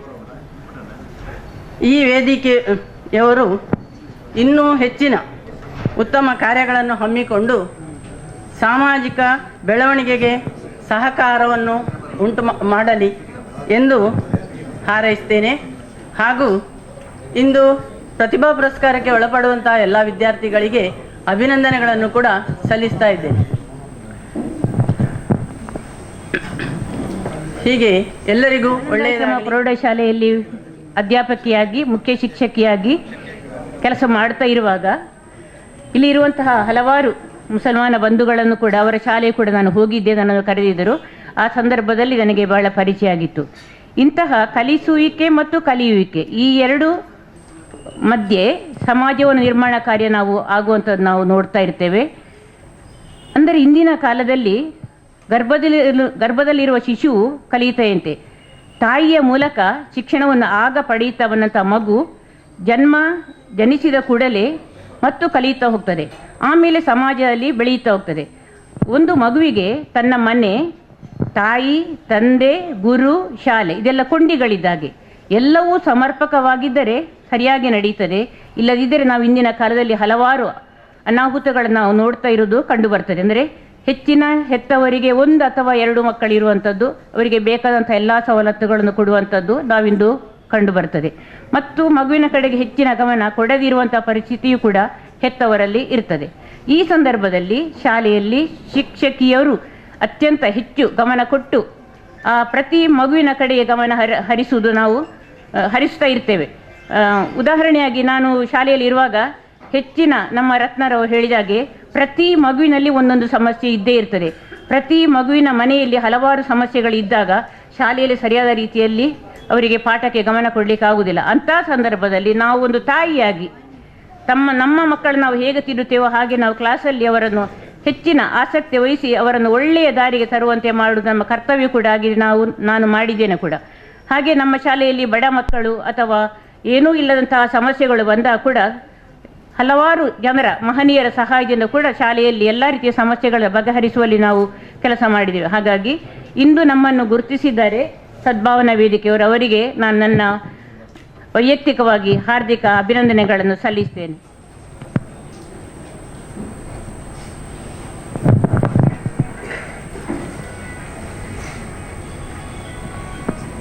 ಧನ್ಯವಾದಗಳು ಮೇಡಮ್. ನಮ್ಮ ಮಾಷಿ ಹೇಳಿದ ಹಾಗೆ ಅಷ್ಟು ದೊಡ್ಡ ಸಮಾಜ ಸೇವಕಿ ನಾನಲ್ಲ. ಅಂದರೆ ನಮಗೆ ಎಷ್ಟು ಕೆಲಸ ಮಾಡಲಿಕ್ಕೆ ಸಾಧ್ಯ ಉಂಟಾ ಅಷ್ಟನ್ನು ಮಾತ್ರ ನಾವು ಮಾಡ್ತೇವೆ ಹೊರತು ಒಬ್ಬರು ನಮ್ಮನ್ನು ಗುರುತಿಸಿ ಅವರು ಸಮಾಜ ಸೇವಕಿ ಅಂತ ಹೇಳಿಕೊಳ್ಳುವಷ್ಟು ದೊಡ್ಡ ಮನುಷ್ಯರು ನಾನಲ್ಲ. ಯಾಕೆಂದರೆ ನಮ್ಮ ಒಂದು ಉದ್ದೇಶ ಇಷ್ಟೇ, ನಮ್ಮಿಂದ ಏನಾದರೂ ಕೆಲಸ ಕಾರ್ಯ ಆಗಬೇಕಿದ್ರೆ ಅದನ್ನು ನಾವು ಮಾಡಿಕೊಡೋದು ನಮ್ಮ ಕರ್ತವ್ಯ ಅಂತ. ನಾವು ಒಬ್ಬರಿಗೆ ಅವರ ಕಷ್ಟಕ್ಕೆ ಅವರ ಏನೋ ಒಂದು ಸಮಸ್ಯೆಗಳಿಗೆ ನಾವು ಸ್ಪಂದನೆ ಕೊಟ್ಟರೆ ಅಲ್ಲಿ ನಮಗೆ ಇನ್ನೊಂದು ಕಡೆಯಿಂದ ದೇವರು ಬೇರೆ ದಾರಿ ತೋರಿಸ್ಕೊಡ್ತಾರೆ. ನಮಗೆ ಕೂಡ ಸಮಸ್ಯೆಗಳಿರ್ತವೆ. ಆ ಸಮಸ್ಯೆ ಬಂದಾಗ ನಮಗೆ ಬೇರೊಂದು ಕಡೆಯಿಂದ ಆ ದೇವರು ದಾರಿ ತೋರಿಸ್ಕೊಡ್ತಾರೆ. ಹಾಗೆ ನಾನು ಮಕ್ಕಳಿಗೆ ಒಂದು ಮಾತು ಹೇಳಬೇಕಂತ ನನ್ನ ಒಂದು ಇಚ್ಛೆ. ಈ ಮಕ್ಕಳು ಸಣ್ಣದಿಂದ 1ನೇ ಕ್ಲಾಸಿಗೆ ಹೋಗಲಿಕ್ಕೆ ಶುರು ಮಾಡಿದಂಥ ಮಕ್ಕಳಿಗೆ ಆ ಮಕ್ಕಳಂದರೆ ಒಂದು ಖಾಲಿ ಮಣ್ಣಿನ ಮುದ್ದೆ ಆಗಿ ಇರ್ತವೆ. ಆ ಮಕ್ಕಳಿಗೆ ಏನೂ ಗೊತ್ತಿರೋದಿಲ್ಲ. ಆ 1ನೇ ಕ್ಲಾಸಿಗೆ ಹೆಜ್ಜೆ ಇಟ್ಟಂಥ ಮಕ್ಕಳು ನಾವು ಏನು ಹೇಳ್ತೇವೋ ಅದನ್ನು ಮನೆಯಲ್ಲಿ ಆಗಲಿ ಶಾಲೆಯಲ್ಲಿ ಆಗಲಿ ಒಳ್ಳೆ ಇದ್ರ ಮನಸ್ಸಿನಲ್ಲಿ ಇಟ್ಟುಕೊಳ್ತಾರೆ. 1, 2, 3 ಆ 3 ಕ್ಲಾಸಿನ ತನಕ ಮಕ್ಕಳು ನಾವು ಯಾವುದು ಒಳ್ಳೆ ಒಂದು ಬುದ್ಧಿವಾದವನ್ನು ಹೇಳ್ತೇವೋ ಅದನ್ನು ಮನಸ್ಸಿನಲ್ಲಿ ಇಟ್ಟುಕೊಂಡು ಹಾಗೇ ಬೆಳೆಯಲಿಕ್ಕೆ ಪ್ರಯತ್ನ ಪಡ್ತವೆ. ಆ ಸಣ್ಣ ಮಕ್ಕಳು ಇರುವಾಗಲೇ ನಾವು ಮಕ್ಕಳಿಗೆ ಏನು ಬೇಕೋ ಅದನ್ನು ಕೊಡೋದು, ಒಳ್ಳೆ ಬುದ್ಧಿಯನ್ನು ನಾವು ಹೇಳದೆ ಆ ಮಕ್ಕಳೇನು ಅವರ ಖುಷಿಯಲ್ಲೇ ಬೆಳೆಯಲಿಕ್ಕೆ ಯಾವಾಗ ನಾವು ಬಿಡ್ತೇವೋ ಆ ಮಕ್ಕಳು ಖಂಡಿತ ಹಾಳಾಗ್ತಾರೆ. ಅದಕ್ಕೋಸ್ಕರ ನಾನು ಹೇಳೋದಿಷ್ಟೇ, ಮಕ್ಕಳು ಒಳ್ಳೆಯದರಿಂದ ಬೆಳೆದರೆ ಮಾತ್ರ ನಮ್ಮ ಒಂದು ಮನೆ ಆಗಲಿ ಪರಿಸರ ಆಗಲಿ ಊರಾಗಲಿ ನಾಡಾಗಲಿ ಯಾವುದೇ ಆಗಲಿ ಅದು ಒಳ್ಳೆಯದಾಗಿ ಬೆಳೆಯಲಿಕ್ಕೆ ಖಂಡಿತ ಸಾಧ್ಯತೆ ಇದೆ. ಸಣ್ಣ ಮಕ್ಕಳಿಂದಲೇ ಅದನ್ನು ನಾವು ಕಲಿಸಿಕೊಂಡು ಬಂದರೆ ಆ ಮಕ್ಕಳು ಖಂಡಿತ ಒಳ್ಳೆಯ ಒಂದು ಪ್ರಜೆಯಾಗಿ ಬೆಳೆದಿದ್ದಾರೆ. ಈಗ ಉದಾಹರಣೆಗೆ ನಮ್ಮ ಸಚಿವರು ಅವರು ಕೂಡ ಅದೇ 1ನೇ ಕ್ಲಾಸಿನಿಂದವೇ ಅಡೆ ಇಟ್ಟುಕೊಂಡು ಬಂದಂಥ ಸಚಿವರು ಅವರು ಇವತ್ತು ಒಂದು ರಾಜ್ಯದ ಮಂತ್ರಿಯಾಗಿ ಉನ್ನತ ಮಟ್ಟಕ್ಕೆ ಏರಿದ್ದಾರೆ ಅಂದರೆ ಅವರನ್ನು ಬೆಳೆಸಿದಂಥ ರೀತಿ ಅದು. ಒಂದು ಮಗು ಏನೇ ಆಗಲಿ ಅದು ಹಾಳಾಗಲಿಕ್ಕೂ ಕಾರಣ ನಮ್ಮ ಮನೆ ಮತ್ತು ಶಾಲೆ. ಒಂದು ಮಗು ಒಳ್ಳೆಯದ ರೀತಿಯಲ್ಲಿ ಬೆಳೆಯಲಿಕ್ಕೂ ಕೂಡ ಕಾರಣ ನಮ್ಮ ಮನೆ ಮತ್ತು ಶಾಲೆ. ಮೊದಲು ಕಲಿಸುವಂಥ ಪಾಠವೇ ನಾವು ಮನೆಯಲ್ಲಿ. ಆ ಮನೆಯಲ್ಲಿ ನಾವು ಹೇಗೆ ಬೆಳೆಸ್ತೇವೆ ಮಕ್ಕಳನ್ನು ಆ ರೀತಿಯಿಂದ ಶಾಲೆಗೆ ಹೋಗುವಾಗ ಆ ಮಕ್ಕಳ ಮನಸ್ಸು ಬದಲಾವಣೆ ಆಗ್ತಾ ಹೋಗ್ತವೆ. ಆ ಶಾಲೆಯಲ್ಲಿ ಶಿಕ್ಷಕರು ಅದನ್ನು ತಿದ್ದಿಕೊಂಡು ಹೋಗುವಾಗ ಆ ಮಕ್ಕಳು ಬುದ್ಧಿಯನ್ನು ಬೆಳೆಸಿಕೊಂಡು ಹೋಗ್ತಾ ಇರ್ತವೆ. ಮಕ್ಕಳಿಗೆ ಒಳ್ಳೆಯ ಬುದ್ಧಿಯನ್ನು ಕಲಿಸಿದರೆ ಮಾತ್ರ ಮಕ್ಕಳು ಒಳ್ಳೆಯ ರೂಪದಲ್ಲಿ ಬೆಳೆಯಲಿಕ್ಕೆ ಸಾಧ್ಯತೆ ಇದೆ. ಅದು ಅಲ್ಲದೆ ಈಗಿನ ಒಂದು ಪರಿಸ್ಥಿತಿ ಉಂಟು, ಮಕ್ಕಳು ಏನೇ ತಪ್ಪು ಮಾಡಿದರೂ ಶಾಲೆಯಲ್ಲಿ ಟೀಚರ್ಸ್ಗಳು ಶಿಕ್ಷಕರು ಜೋರು ಮಾಡಿದರೆ ಅಥವಾ ಪೆಟ್ಟು ಕೊಟ್ಟರೆ ಮನೆಯಲ್ಲಿ ಬಂದು ಆ ಮಕ್ಕಳು ದೂರು ಕೊಡ್ತಾರೆ. ದೂರು ಕೊಡುವಾಗ ನಾವು ಮನೆಯವರು ಏನು ಮಾಡ್ತೇವೆ, ಹೌದಾ ಹೀಗೆ ಹೇಳಿದ ನಾನು ಬಂದು ಶಾಲೆಯಲ್ಲಿ ಕೇಳ್ತೇನೆ ಅಂತ ಎಷ್ಟೋ ಉದಾಹರಣೆಗಳಿವೆ. ಅಂಥ ಸಂದರ್ಭದಲ್ಲಿ ನಾವು ಏನು ಮಾಡಬೇಕೆಂದ್ರೆ ಮಕ್ಕಳು ಏನು ತಪ್ಪು ಮಾಡಿದ್ದಾರೆ ಅದನ್ನು ನಾವು ಕೇಳಿ ತಿಳ್ಕೊಳ್ಬೇಕಾಗ್ತದೆ. ಮಕ್ಕಳದ್ದು ತಪ್ಪು ಇದ್ದರೆ ನಾವು ಮಕ್ಕಳಿಗೆ ನಾವು ಬುದ್ಧಿ ಹೇಳಬೇಕು ಹೊರತು ಶಾಲೆಗೆ ಹೋಗಿ ಟೀಚರ್ಗಳಿಗೆ ಬೈಯೋದಲ್ಲ. ಮಕ್ಕಳ ಎದುರಲ್ಲಿ ಟೀಚರ್ಗಳಿಗೆ ಶಿಕ್ಷಕರಿಗೆ ಬೈದರೆ ಅದರಷ್ಟು ದೊಡ್ಡ ತಪ್ಪು ಬೇರೆ ಯಾವುದೂ ಇಲ್ಲ. ಯಾಕಂದರೆ ನಮ್ಮ ಮಕ್ಕಳನ್ನು ತಿದ್ದಿಕೊಂಡು ಬೆಳೆಯಲಿಕ್ಕೆ ನಾವು ಅವಕಾಶ ಮಾಡಿಕೊಡೋದು ಶಾಲೆಯಲ್ಲಿ.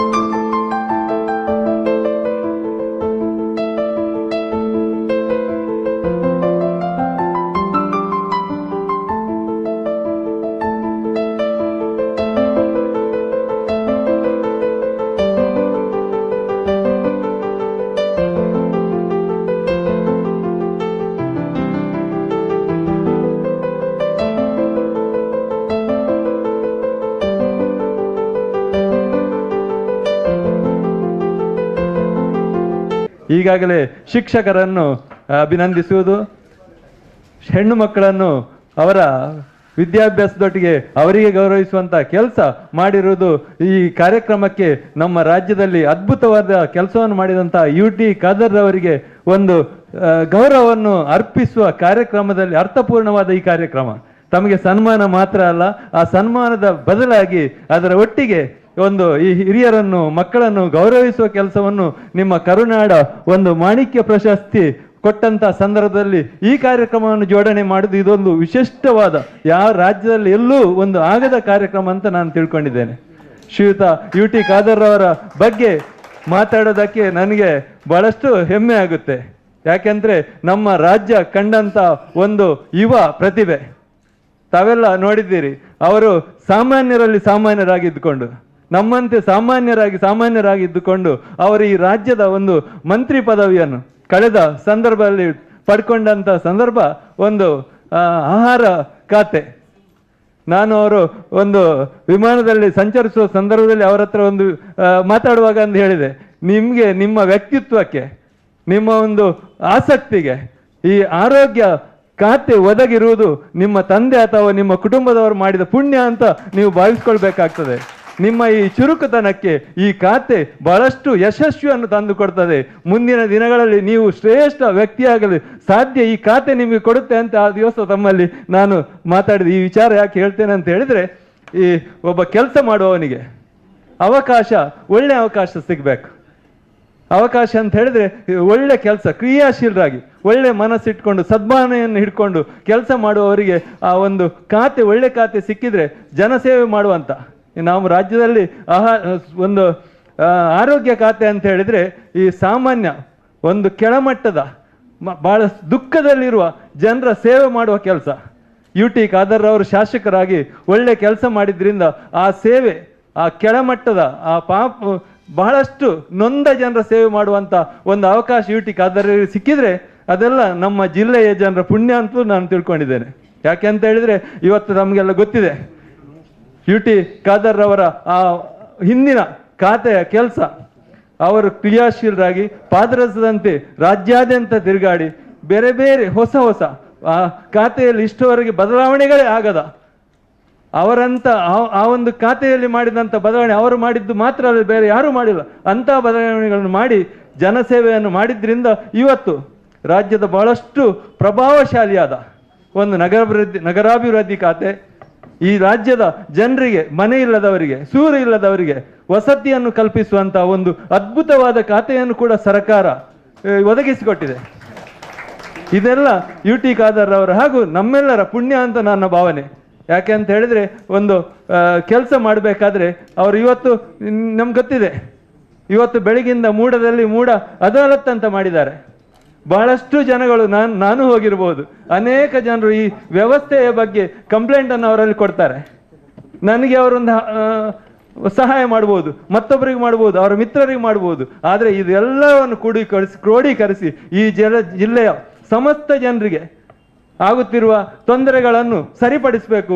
ನಾನೇ ಕೂತ್ಕೊಂಡು ಅದಾಲತ್ತಲ್ಲಿ ಜನರ ಸಮಸ್ಯೆಯನ್ನು ಆಲಿಸಿ ಅದಕ್ಕೆ ಸೂಕ್ತವಾದ ಸ್ಥಳದಲ್ಲೇ ಅದಕ್ಕೆ ಪರಿಹಾರವನ್ನು ಕೊಡಬೇಕು ಎಂಬ ಉದ್ದೇಶದಿಂದ ಇವತ್ತು ಬೆಳಗಿಂದ ಅವರ ಎಷ್ಟೋ ಕೆಲಸಗಳಿರ್ಬೋದು, ರಾಜ್ಯದ ಅನೇಕ ಕಾರ್ಯಕ್ರಮಗಳಿರ್ಬೋದು, ಅಥವಾ ವಿಧಾನಸಭೆಯಲ್ಲಿ ಕೆಲಸ ಎಲ್ಲ ಕೆಲಸವನ್ನು ಬಿಟ್ಟು ನಮಗೋಸ್ಕರ ಇವತ್ತು ಮೂಡದಲ್ಲಿ ಕೂತು ಎಲ್ಲರ ಸಮಸ್ಯೆಯನ್ನು ಬಗೆಹರಿಸುವ ಕೆಲಸವನ್ನು ಕೂಡ ಮಾಡಿದ್ದಾರೆ.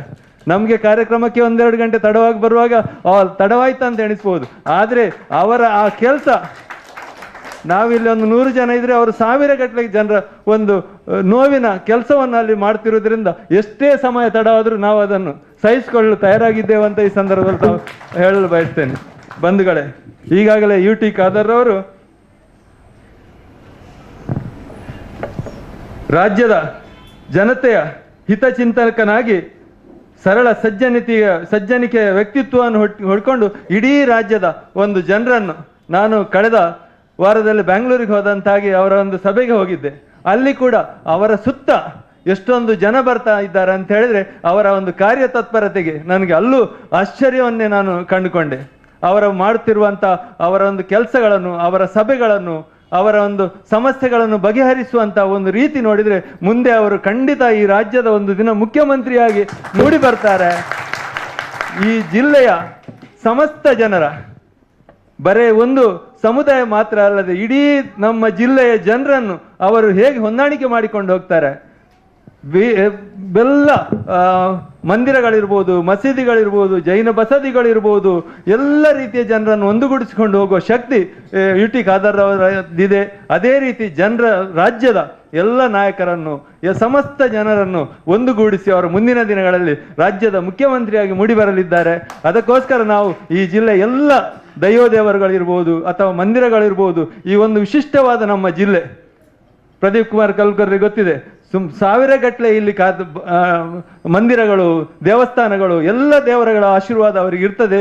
ನಮ್ಮ ಜಿಲ್ಲೆಯನ್ನು ಪ್ರತಿನಿಧಿಸಿ ಈ ಜಿಲ್ಲೆ ರಾಜ್ಯದಲ್ಲಿ ಮಾತ್ರ ಅಲ್ಲ, ದೇಶದಲ್ಲಿ ಒಂದು ಪ್ರಸಿದ್ಧ ಜಿಲ್ಲೆಯಾಗಿ ಅವರನ್ನು ಒಂದು ಪ್ರಖ್ಯಾತಿ ಪಡುವಂತೆ UT ಖಾದರ್ ಅವರು ಮಾಡ್ತಾರೆ. ಅವರು ಕೊಟ್ಟಂತ ಖಾತೆಗೆ ಅವರು ಒಂದು ಸಾಮಾಜಿಕ ನ್ಯಾಯವನ್ನು ಈಗಾಗಲೇ ಕೊಡುತ್ತಾ ನಮ್ಮ ಜಿಲ್ಲೆಯ ಒಂದು ಹೆಸರನ್ನು ಮೂಡಿ ಬರುವಂತೆ ಇಡೀ ರಾಜ್ಯದಲ್ಲಿ ಮಾಡ್ತಾ ಇದ್ದಾರೆ. ಮುಂದಿನ ದಿನಗಳಲ್ಲಿ UT ಖಾದರ್ ಅವರಿಗೆ ಈ ಶಕ್ತಿ ಮತ್ತಷ್ಟು ಕೊಡ್ಲಿ ಅಂತ ನಿಮ್ಮೆಲ್ಲರ ಪರವಾಗಿ ನಾನು ಪ್ರಾರ್ಥಿಸಿದೆ. ಅವರಲ್ಲಿ UT ಖಾದರ್ ಅವರಿಗೆ ವಿಶೇಷವಾದ ಅಭಿನಂದನೆಯನ್ನು ಇವತ್ತು ಕರ್ನಾಟಕ ಬ್ಯಾರಿ ಸದ್ಭಾವನೆ ವೇದಿಕೆಯ ಮುಖಾಂತರ ತಮಗೆ ವಿಶೇಷವಾದ ಅಭಿನಂದನೆಯನ್ನು ಕೂಡ ಸಲ್ಲಿಸ್ತೇನೆ. ಇವತ್ತು ನನ್ನನ್ನು ಅನಾಯಾಸವಾಗಿ ಅಜೀಜ್ ಹಕ್ಕರ್ ಅವರ ಒಂದು ತಂಡ ಇವತ್ತು UT ಖಾದರ್ ಅವರ ಬಗ್ಗೆ ಮಾತಾಡ್ಬೇಕಂತ ನಿನ್ನೆ ತಿಳಿಸಿದ್ರು. ನಾನು ಇವತ್ತು ಸಭೆಗೆ ಬರ್ಬೇಕಂತ ಹೇಳಿದ್ರು. ನಾನು ನನ್ನ ಹೆಂಡತಿಯನ್ನು ಕಳಿಸ್ಲಿಕ್ಕೆ ಹೇಳಿದ್ರು.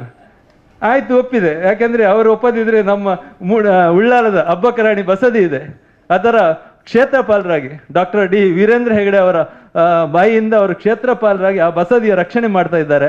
ನಮ್ಗೆ ಏನೇ ಬೇಕಾದ್ರೂ ನಾವು ಅಲ್ಲಿ ಅವರಿಗೆ ಅಜೀಜ್ ಹಕ್ಕರ್ ಅವರನ್ನೇ ಕೇಳೋದು.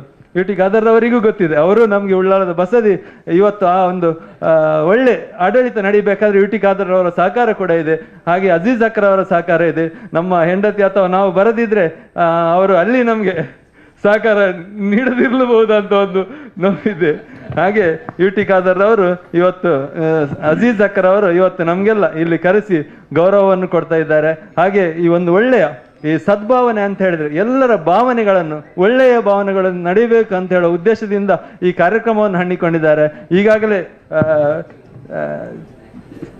ನಮ್ಮ ಅಧ್ಯಕ್ಷರು ಬಹಳಷ್ಟು ಒಳ್ಳೆಯ ಮಾತುಗಳನ್ನು, ಅತಿಥಿಗಳು ವಿಶೇಷ ಬೇರೆ ಬೇರೆ ಅತಿಥಿಗಳು ಒಳ್ಳೆಯ ಮಾತುಗಳನ್ನು ಈ ವೇದಿಕೆಯಲ್ಲಿ ಹಂಚಿಕೊಂಡಿದ್ದಾರೆ.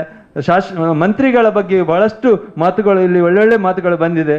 ಮುಂದಿನ ದಿನಗಳಲ್ಲಿ ನಾವೆಲ್ಲ ನಿಮ್ಮೊಟ್ಟಿಗೆ ಇದ್ದೇವೆ. ಯಾವಾಗ ನಂದೊಂದು ಇಚ್ಛೆ ಇತ್ತು, ಮಾನ್ಯ UT ಖಾದರ್ ನಮ್ಮ ಜಿಲ್ಲೆಯಿಂದ ನಮ್ಮ ಜಿಲ್ಲೆಗೆ ಒಂದು ಉಸ್ತುವಾರಿ ಸಚಿವರಿಗೆ ಬರಬೇಕೆಂಬ ವಿಷಯವನ್ನು ನಾನು ಮೊದಲೇ ಬಯಸಿದ್ದೆ. ಅವರಿಗೆ ನನ್ನ ಆರ್ಥಿಕ ಆಶೀರ್ವಾದವನ್ನು ಕೊಟ್ಟಿದ್ದೆ, ಈಗಲೂ ಕೊಡ್ತಾ ಇದ್ದೇನೆ. ಇನ್ನೊಂದು ವಿಚಾರ ಎಲ್ಲ ಹೇಳಿದರು, ಅದು ನಾನು ಹೇಳುವ ಮೊದಲೇ ಮತ್ತೊಂದು ವಿಚಾರ ಹೇಳ್ತೇನೆ. ತಮಗೆಲ್ಲರಿಗೂ ದೇವರ ಆಶೀರ್ವಾದ ಮಾಡಿದ್ದಾರೆ. ನಮ್ಮೆಲ್ಲರ ಪ್ರತಿನಿಧಿಯಾಗಿ ನೀವು ಈ ಡಿಸ್ಟಿಕ್ಕಿದ್ದು ಹೆಸರನ್ನು ಇಲ್ಲಿಂದ ಉಳಿಸಲಿಕ್ಕೆ ನಿಮಗೆ ಡಿಸ್ಟಿಕ್ ಇನ್ಚಾರ್ಜ್ ಮಿನಿಸ್ಟರ್ ಮಾಡಿದ್ದಾರೆ. ಆದ್ದರಿಂದ ಇನ್ಶಾಲ್ಲ ನೀವು ಒಂದು ದಿವಸ ನಮ್ಮ ಕರ್ನಾಟಕದ ಮುಖ್ಯಮಂತ್ರಿಯಾಗಿ ಬರಬೇಕೆಂಬ ಆಶಯ ನಾವೆಲ್ಲ ನೀವು ಆಗ್ತಿರೋ ವಿಚಾರ ನಮಗೆ ಗೊತ್ತಿದೆ. ಇವತ್ತಲ್ಲ ನಾಳೆ ನಾಡ್ದು ಆಗಲೇಬೇಕೆಂಬ ವಿಚಾರ ನಮ್ಮದು ಇಚ್ಛೆ. ಮಾನ್ಯ UT ಖಾದರಿಗೆ ಇವತ್ತು ನಾನು ನೋಡೋದಿಲ್ಲ, ಅವರು ನನಗೆ ನೋಡಿದ ಅವರು ಹುಟ್ಟಿದ ನಂತರ ಹುಟ್ಟಿದ್ದಾರೆ ಎನ್ನುವ ವಿಚಾರ. 1968ರಿಂದ ನಾನು ಉಳ್ಳಾಲದಲ್ಲಿರುವಾಗ ಉಳ್ಳಾಲದಲ್ಲಿ ಇದ್ದಿನಪ್ಪನವರ ಒಟ್ಟಿಗೆಲ್ಲ ಇದ್ದೆ. 1972ರಲ್ಲಿ UT ಫರೀದ್ರು MLA ಆಗಿ ಬರುವಾಗಲೂ ನಾನು ಮತ್ತು ಅವರು ಯೂತ್ ಕಾಂಗ್ರೆಸ್ನಲ್ಲಿದ್ದವರು. ಇಬ್ರಾಹಿಂನವರು ಪ್ರೆಸಿಡೆಂಟ್ ಆಗಿ ಇವರು ವೈಸ್ ಪ್ರೆಸಿಡೆಂಟ್ ಆಗಿ ಅಲ್ಲ ಸೆಕ್ರೆಟರಿ ಟ್ರೆಜರ್ ಆಗಿದ್ದು, ನಾನು ವೈಸ್ ಪ್ರೆಸಿಡೆಂಟ್ ಆಗಿದ್ದೆ ಬಂಗೇರೆಲ್ಲ. ಆವಾಗ ನಾವೊಂದು ವಿಚಾರ ಹೇಳ್ತಾ ಇದ್ದೆ, ನಿಮಗೆ ಎಂದೇ ಅಲ್ವರ್ಕ MLA ಅವರು ಬರೆದಾಕ ನೀನು ಇಲ್ಲ, ಅದೆಲ್ಲ ಅವರು ಕೊಂಡ ವಿಷಯ ಅಲ್ಲಿ ಅದು ಒಂದು ವಿಚಾರದಲ್ಲಿ ಅವರು ಪಾಪ ಆದರು. ಹಾಗೆ ಅವರು ಮಾಡಿದಂಥ ಕೆಲಸ ಹೇಳಿದರೆ ಇವತ್ತು ಅವರು ಮಾಡಿದ ಯಾವ ಕೆಲಸ ಇದೆಯಾ, ಅವರು ಯಾವ ವಿಷಯದಲ್ಲಿ ಯಾವ ಇಚ್ಛೆಯಿಂದ ಮಾಡಿದ್ರೆ ಅವರ ಮಗ ಇವತ್ತು ನಮ್ಮೆಲ್ಲರ ಕಣ್ಮಣಿಯಾಗಿ ಬಂದಿದ್ದಾರೆ. ಇದು ದೇವರು ಮಾಡಿದಂಥವ್ರು. ಒಂದು ವಿಚಾರ, ಆ ತಾಯಿಯ ಮೇಲೆ ಎಷ್ಟು ಪ್ರೀತಿ ಇಟ್ಟಿದ್ದಾರೆ ಎಂಬ ವಿಚಾರ ತಮಗೆಲ್ಲರಿಗೂ ಗೊತ್ತಿದೆ. ಅವರ ವಿಚಾರ ಸಹ ಅವರ ಆಶೀರ್ವಾದ ಬರ್ತಾ ಇದೆ. ಉಳ್ಳಾಲದ ದರ್ಗಾದವರ ಆಶೀರ್ವಾದ ಅವರಿಗೆ ಸಿಗ್ತಾ ಇದೆ, ಪಾಪದವರ ಆಶೀರ್ವಾದ ಸಿಗ್ತಾ ಇದೆ. ಮಾನ್ಯ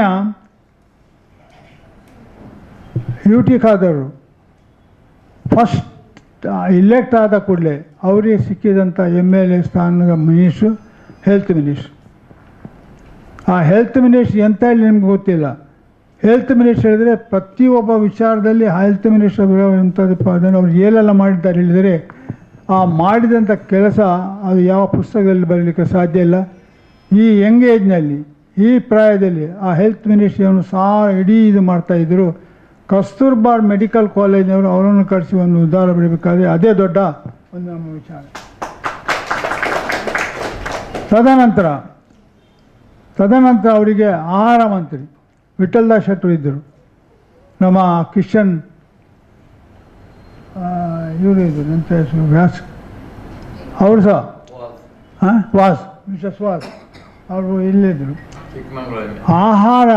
ಆಹಾರ ಸಚಿವರು ಹೇಳಿದರೆ ಒಂದು ಜನರ ಹೆಲ್ತನ್ನು ಕೊಡುವಂಥ ಆಹಾರವನ್ನು ಕೊಡುವಂಥದ್ದು, ನಾಗರಿಕವಾಗಿ ಆಹಾರವಾಗಿ ವಿಚಾರ ಏನು ಮಾಡಿದೆ ಎಂಬ ವಿಚಾರ ತಮಗೆಲ್ಲರಿಗೂ ಗೊತ್ತಿದೆ. ರೇಷನ್ ಕಾರ್ಡ್ ಸಿಗದಿದ್ದ ಸಮಯದಲ್ಲಿ ರೇಷನ್ ಕಾರ್ಡ್ BL BPL ಅದಕ್ಕೆ ಏನು ಮಾಡಿ ವಿಚಾರ ಮಾಡಿದಂಥ ವಿಚಾರ. ಈಗ ಅಲ್ಲಿ ಏನಾಗಿದೆ ಹೇಳಿದರೆ ಎಲ್ಲ ಮೇಲೆ ಕೆಲೆ ಆಗಿ ಗಲಾಟೆ ಆಗ್ತಾಯಿದೆ. ತದನಂತರ ಈಗ ಸಿಕ್ಕಿದ ಇದು ನಗರಾಭಿವೃದ್ಧಿ ಮತ್ತು ವಸತಿ, ಇದು ನಾವು ಕನಸಿನಲ್ಲಿ ಎಣಿಸದಿದ್ದದ್ದು. ನಗರಾಭಿವೃದ್ಧಿ ಹೇಳಿದರೆ ಆ ನಗರದಿಂದ ಹಿಡಿದು ವಸತಿಯಿಂದ ಹಿಡಿದು ಎಲ್ಲ ಸಿಕ್ಕಿದೆ. ಬಂದ ಕೊಳ್ಳಿ ಅವ್ರು ಹೇಳಿದ ವಿಚಾರ ಏನಿದೆ ಒಂದು ನೆನಪು ಮಾಡಿಕೊಳ್ಳಿ. ವಸತಿ ವಿಚಾರದಲ್ಲಿ ವಸತಿಗೋಸ್ಕರ ನಾನು ಏನು ಮಾಡಿದ ವಿಚಾರದಲ್ಲಿ ಅವರು ಒಂದು ಡಿಕ್ಲರೇಷನ್ ಕೊಟ್ಟಿದ್ದಾರೆ. ಯಾರಿಗೆ 50,000 ರೂಪಾಯಿ ಕಟ್ಟಲಿಕ್ಕೆ ಸಾಧ್ಯ ಇದೆ ಅಲ್ಲಿ ನಾನು ಮನೆಗಳನ್ನು ಕೊಡ್ತಾ ಇದ್ದೇನೆ ಎಂಬ ವಿಚಾರ. ಇದು ಇಷ್ಟವರೆಗೆ 50 ವರ್ಷದವರೆಗೆ ಯಾರು ಮಾಡೋದಂಥ ವಿಚಾರ ಅಲ್ಲ. ಇಷ್ಟು ಯಂಗ್ ಪ್ರಾಯದಲ್ಲಿ ಅವರ ತಲೆಗೆ ಅದು ಬರಬೇಕಾದರೆ ಬಡವರಿಗೋಸ್ಕರ ಪಾಪದವರಿಗೆ ಎಷ್ಟು ಕಳಕಳಿಗೆಂದು ಎಂಬ ವಿಚಾರವನ್ನು ಈಗಲೇ ಎಣಿಸಿಕೊಂಡಿದ್ದಾರೆ ಅವರು. ಅದೇ ಹೇಳಿದೆ ಅಂತ ಹೇಳಿದ್ರೆ ದೇವರು ಯಾವಾಗ ಬಡವರಿಗೆ ಪಾಪದವರಿಗೆ ಇರ್ತಾನೆ ಆವಾಗ ಅವು ಯಾವ ಥರದಲ್ಲಿ ಅವರಿಗೆ ಉಪಕಾರ ಮಾಡ್ತೆಂಬ ವಿಚಾರ ನಮ್ಗೆ ಗೊತ್ತಾಗೋದಿಲ್ಲ. ತಾವು ವಸತಿ ಸಚಿವರಾಗಿದ್ದೀರಿ, ನಗರಾಭಿವೃದ್ಧಿ ಸಚಿವರಾಗಿದ್ದೀರಿ. ನಾನು ಬಂದ ಕಡೆ ತಮ್ಮ ಹತ್ರ ಒಂದು ವಿಚಾರ ಹೇಳಿದೆ. ಆ ಸಿಂಗಲ್ ಸೈಟನ್ನು ತಾವು ಏನು ಮಾಡಿದ್ದೀರಿ ಎಂಬ ವಿಚಾರ. ಸಿಂಗಲ್ ಸೈಟ್ ಅದು ರಿಯಲ್ ಎಸ್ಟೇಟಿಗೆಲ್ಲ ಅದಕ್ಕೆಲ್ಲ ಆಗುವಂಥದ್ದು. ಒಂದು ಪಾಪದವನಿಗೆ ಒಂದು ಅವನೊಂದು ಮನೆ ಕಟ್ಟಬೇಕಾದ್ರೆ ಒಂದು 3 ಸೆನ್ಸ್ 5 ಸೆನ್ಸ್ ಅದರಲ್ಲಿ ಸಿಂಗಲ್ ಸೈಟ್ ಮಾಡಿಕೊಂಡು ಹೇಗೆ ಸಾಧ್ಯ ಇಲ್ಲ. ಆ ಸಂದರ್ಭದಲ್ಲಿ MLA ಆಗಿರುವಾಗಿಂದ ಅವರು ಫೈಟ್ ಮಾಡಿದ್ದಾರೆ. ಇವತ್ತು ಅದನ್ನು ದೇವರವರ ಕೈಯಲ್ಲಿ ಕೊಟ್ಟಿದ್ದಾರೆ.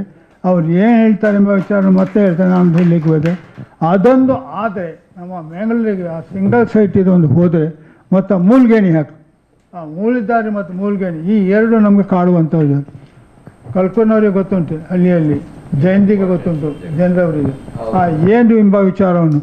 ಅದರಿಗಿಂತ ಈ ಸಿಂಗಲ್ ಸೈಟ್ ಅದೇ ಬರುವ ಚುನಾವಣೆ, ನಾನು ಒಂದು ಹೇಳ್ತೇನೆ ಮಾನ್ಯ ಖಾದರ್ ಸಾಹೇಬರಿಗೆ, ಈ ಚುನಾವಣೆ ಮುನ್ಸಿಪಾಲ್ಟಿ ಆಗಲಿ ಕಾರ್ಪೊರೇಷನ್ ಆಗಲಿ ಅಥವಾ ಪಾರ್ಲಿಮೆಂಟ್, ನಮಗೆ ಈ ಕರಾವಳಿಗೆ ಇರುವಂಥ 18 ಸೀಟಲ್ಲಿ ನೀವು ಒಬ್ಬರೇ ಇರೋದು. ನಮಗೆ ಒಂದೇ ಒಂದು ಸಚಿವರು, ನೀವು ಸಚಿವರು ಶಾಸಕರು ಎಲ್ಲ ನಿಮ್ಮ ಮೇಲೆ ದೇವರು ಒಂದು ಹೊರೆಯನ್ನು ಕೊಟ್ಟಿದ್ದಾರೆ. ಯಾಕಂದರೆ ನಮಗೆ ಅದು ಹೊರೆಯನ್ನು ನಂಬಿಸಿಕೊಂಡು ಹೋಗುವಂಥ ತಾಕತ್ತೆಂಬ ವಿಚಾರದಲ್ಲಿ ನಮ್ಮೆಲ್ಲರ ಆಶೀರ್ವಾದ ನಿಮಗಿದೆ ಎಂಬ ವಿಚಾರದಲ್ಲಿ ಇವತ್ತು ಆ ಸಿಂಗಲ್ ಸೈಟ್ನ ವಿಚಾರ ಒಂದೇ ಒಂದು ಆದರೆ ಬರುವ ಕಾರ್ಪೊರೇಷನ್ ಇಲೆಕ್ಷನಲ್ಲಿ ನಿಮಗೆ 100% ದೇವರ ಇನ್ಶಾಲ್ಲ ಕೊಡ್ತಾರೆ. ಬಡವರ ನಿಮಗೆ ಭಾಳ ಒಂದು ಕರುಣೆ ಸಿಕ್ತೆಂಬ ವಿಚಾರನ ಹೇಳಲಿಕ್ಕೆ ಬಯಸ್ತಾ ಇದೆ. ಅರ್ಬನ್ ಡೆವಲಪ್ಮೆಂಟ್ನಲ್ಲಿ ಎಷ್ಟು ವಿಚಾರ ಈ ನಮ್ಮ ಕಾರ್ಪೊರೇಷನ್ಲಿ ಆಗುವಂಥದ್ದು, ಮುನ್ಸಿಪಾಲ್ಟಿಯಲ್ಲಿ ಆಗುವಂಥ ವಿಚಾರ ಇದೆ, ನಿಮಗೆ ಆ ಧೈರ್ಯ ಇದೆ. ಯಾವನೂ ಆಗಲಿ ಆ DC-ಗಾಗಲಿ ಕಮಿಷನರಿಗೆ ನಿಲ್ಲಿಸಿ ಮಾತಾಡುವಂಥ ಹಕ್ಕು ತಮಗೆ ಇದೆ.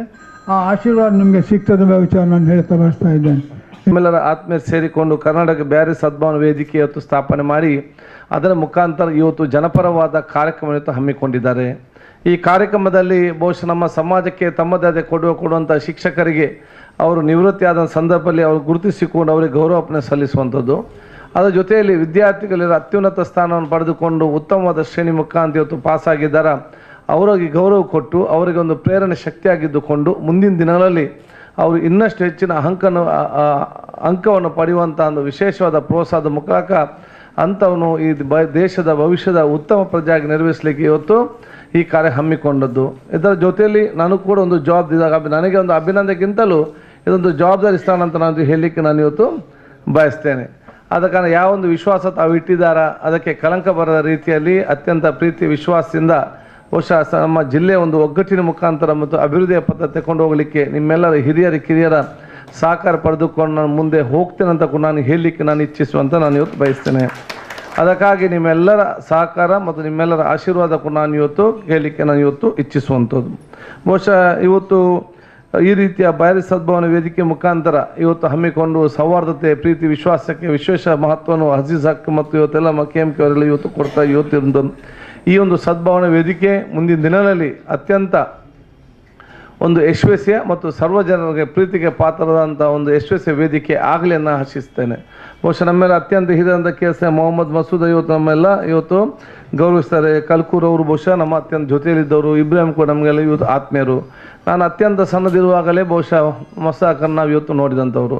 ರಾಜ್ಯಕ್ಕೆ ಸೇರಿದ ಸಂದರ್ಭದಲ್ಲಿ ನಮಗೆಲ್ಲ ನಾಯಕರಾಗಿದ್ದುಕೊಂಡು ಎಲ್ಲ ಹಂತದಲ್ಲಿ ಕೂಡ ನಮಗೆ ಸಹಕಾರ ಕೊಟ್ಟವರು. ವಿದ್ಯಾರ್ಥಿ ಸೇನೆಯಿಂದಲೇ ನಾವು ಬಹುಶಃ ಸನ್ಮಾನಿ ಜನಾರ್ದನ್ ಪೂಜಾರಿಯ ಜೊತೆ ಸೇರಿಕೊಂಡು ನಮ್ಮ ಜಿಲ್ಲೆಯಲ್ಲಿ ಬಹುಶಃ ನಮ್ಮ ರಾಜಕೀಯ ಜೀವನ ಪ್ರಾರಂಭ ಮಾಡಿದಾಗ ಎಲ್ಲ ಹಂತದಲ್ಲಿ ನನಗೆ ಮೊಹಮ್ಮದ್ ಮಸೂದ್ ಹಾಕೊಂಡು ನಮ್ಮ ಸಂಪೂರ್ಣವಾದ ಸಹಕಾರ ಕೊಟ್ಟು ಬಹುಶಃ ನಮ್ಮ ವ್ಯಕ್ತಿತ್ವವನ್ನು ಬೆಳೆಸಿದ್ದು. ಉಳ್ಳಾಲ ಕ್ಷೇತ್ರ ವ್ಯಾಪ್ತಿಯಲ್ಲಿ ನನ್ನ ಸಂಪೂರ್ಣವಾದ ರಾಜ್ಯಕ್ಕೆ ನಾನು ಯಾವಾಗ ಪ್ರಾರಂಭ ಆಯಿತು ಅಂತ ಹೇಳಿದರೆ 94ರಲ್ಲಿ ಬಹುಶಃ ನಮ್ಮ ಮೊಹಮ್ಮದ್ ಒಟ್ಟಿಗೆ ನಿಂತಾಗ ಹಗುಲಿರ್ ನಾನು ಜೊತೆಯಾಗಿ ಕೆಲಸ ಮಾಡಿ ಇಡೀ ಬಹುಶಃ ಚುನಾವಣಾದ ಆ ಒಂದು ಯಾವ ರೀತಿ ನಡೀತದೆ ಎಂಬಲ್ಲಿ ತಿಳುವಳಿಕೆ ಕೂಡ ಇವತ್ತು ಅವನಿಗೆ ಅವಕಾಶ ಆಗಿದೆ. ಬಹುಶಃ ಎಲ್ಲರ ಸಹಕಾರ ಮುಖಾಂತರ ಇವತ್ತು ಈ ಒಂದು ಹಂತಕ್ಕೆ ನಿಲ್ಲುವಂಥ ವಿಚಾರ ಆದಂತು. ಇವತ್ತು ಯಾರೆಲ್ಲ ಇದಕ್ಕೆ ಸಹಕಾರ ಕೊಟ್ಟಿದ್ದಾರ, ನೇರವಾಗಿ ಪರೋಕ್ಷವಾಗಿ ನಮಗೆ ಆಶೀರ್ವಾದ ಮಾಡಿದಾರ, ಅದೆಲ್ಲರಿಗೂ ಕೂಡ ನಮ್ಮೆಲ್ಲ ಕಿರಿಯರು, ನಮ್ಮ ಕ್ಷೇತ್ರದ ಕಾರ್ಯಕರ್ತರು, ಮತದಾರರು ಬಾಂಧವರು ಬಹುಶಃ ಎಲ್ಲರಿಗೂ ನಾನು ವಿಶೇಷ ನನ್ನ ನೆನಪು ಮತ್ತು ಆಭಾರಿಯಾಗಿದ್ದೆ ಅಂತ ಕೂಡ ಹೇಳಿಕೊಳ್ತಾ ಬಹುಶಃ 2ನೇ ಬಾರಿಗೆ ಮತ್ತೆ ಇವತ್ತು ರಾಜ್ಯ ಸಚಿವ ಸಂಪುಟ ಸದಸ್ಯ ಕೂತ್ಕೊಂಡ ಅವಕಾಶ ಮಾಡಿ ಕೊಟ್ಟಿದ್ದಾರೆ.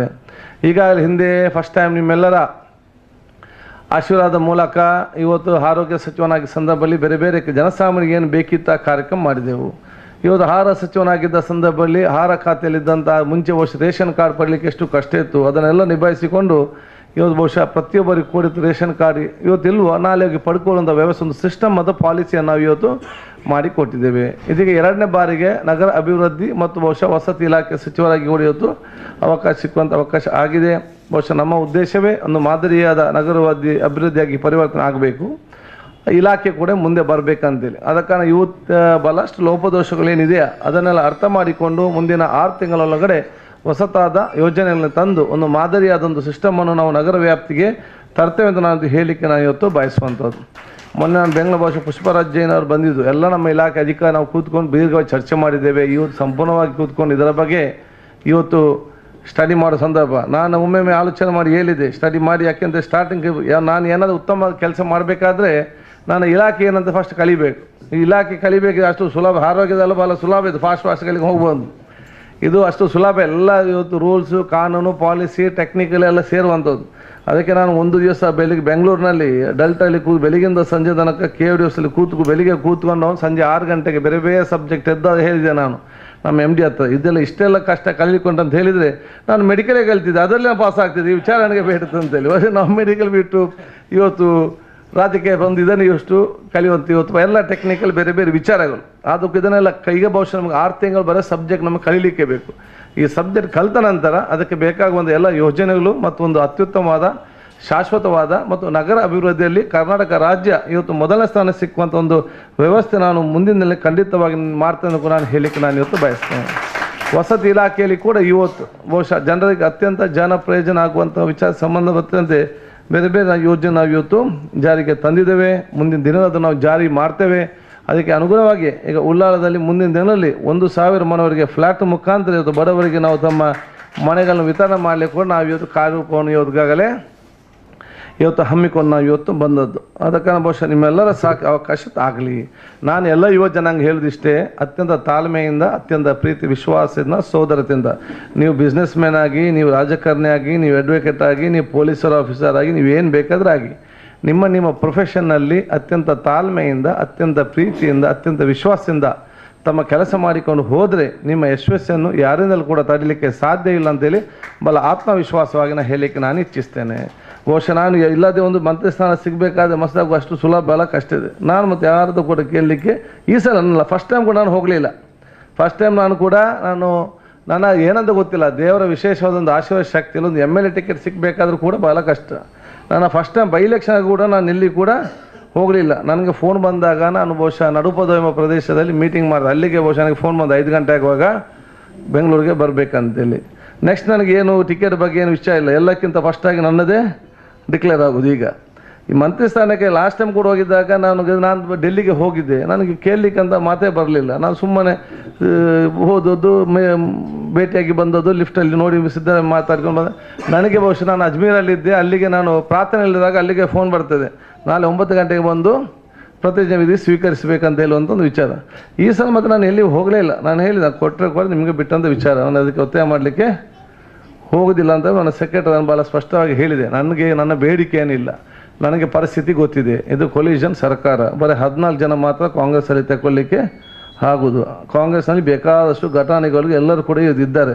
ಅದಕ್ಕೆ ನನ್ನ ಡಿಮಾಂಡ್ ಏನಿಲ್ಲ, ಅದು ನಿಮಗೆ ಬಿಟ್ಟಂಥ ವಿಚಾರ. ನೀವೇನು ಬೇಕಾದರೂ ಅದು ನಂದು ಅಭ್ಯಂತರ ಇಲ್ಲ, ಕೊಟ್ಟರು ಚಿಂತೆ ಇಲ್ಲ, ಕೊಡೋದು ಕೂಡ ಚಿಂತೆ ಇಲ್ಲ. ಭಾಳ ಸ್ಪಷ್ಟವಾಗಿ ನಾನು ನನ್ನ AICC ಸೆಕ್ರೆಟರಿಗೆ ಮಾತನ್ನು ಕೂಡ 1-2 ದಿವಸ ಮುಂಚೆ ಹೋಗಿ ನಾನು ಹೇಳಿದ್ದೆ, ಅದು ನಿಮಗೆ ಬಿಟ್ಟಂಥ ವಿಚಾರ. ಯಾವುದೂ ಕೂಡ ನಾನು ಒಪ್ಪಿಗೆ ನನಗೆ ಗೊತ್ತಿತ್ತು ಅಷ್ಟು ಸುಲಭ. ಯಾಕೆಂದರೆ ಯಾರೇ ಘಟನೆಗೆ ಸಿಕ್ಕದಂತ ಇವತ್ತು ಪಾಸಿದೆ. ಬಹುಶಃ ನಿಮ್ಮೆಲ್ಲರ ಆಶೀರ್ವಾದ, ದೇವರ ವಿಶೇಷ ಶಕ್ತಿ ಮುಖಾಂತರ ಬಹುಶಃ ಇವತ್ತು ಮೊದಲ 14 ಹೆಸರಲ್ಲೇ ಬಹುಶಃ ಇವತ್ತು ಕಾಂಗ್ರೆಸ್ಸಲ್ಲಿ ಬರಬೇಕಾದ ಅಷ್ಟು ಸುಲಭದ ಕೆಲಸ ಅಲ್ಲ. ಅದು ಒಟ್ಟಾರೆ ಆ ಒಂದು ನಿಮ್ಮೆಲ್ಲರ ಆಶೀರ್ವಾದದ ಮುಖಾಂತರ ಸಿಕ್ಕಿದಂಥ ವಿಚಾರ. ಇದನ್ನು ಉಳಿಸಿಕೊಂಡು ಮುಂದೆ ತಗೊಂಡು ಜವಾಬ್ದಾರಿ ವಹಿಸಿಕೊಳ್ಳುವ ಮಸೂದಾಕನ್ನು ಯಾವಾಗಲೂ ಹೇಳ್ತಾ ಇದ್ರು. ಇಷ್ಟಾದರೆ ಮಾತ್ರ ಸಾಕಾಗೋದಿಲ್ಲ, ಉಸ್ತುವಾರಿ ಸಚಿವರಾಗಬೇಕು, ಅದು ನನ್ನ ದೊಡ್ಡ ಕನಸು ಅಂತೇಳಿ ಯಾವಾಗಲೂ ಮತ್ತೆ ನಾನು ಯಾಕೆ ಅಂತೇಳಿ ಯಾವ ಆಗ್ತಾ ಹೋಗೋಯ್ತ ಅಂತ ಹೇಳಿದೆ. ಬಹುಶಃ ಅದೊಂದು ಕೂಡ ಇವತ್ತು ಅದನ್ನು ಕೂಡ ನಾನು ಹೇಳಿದೆ.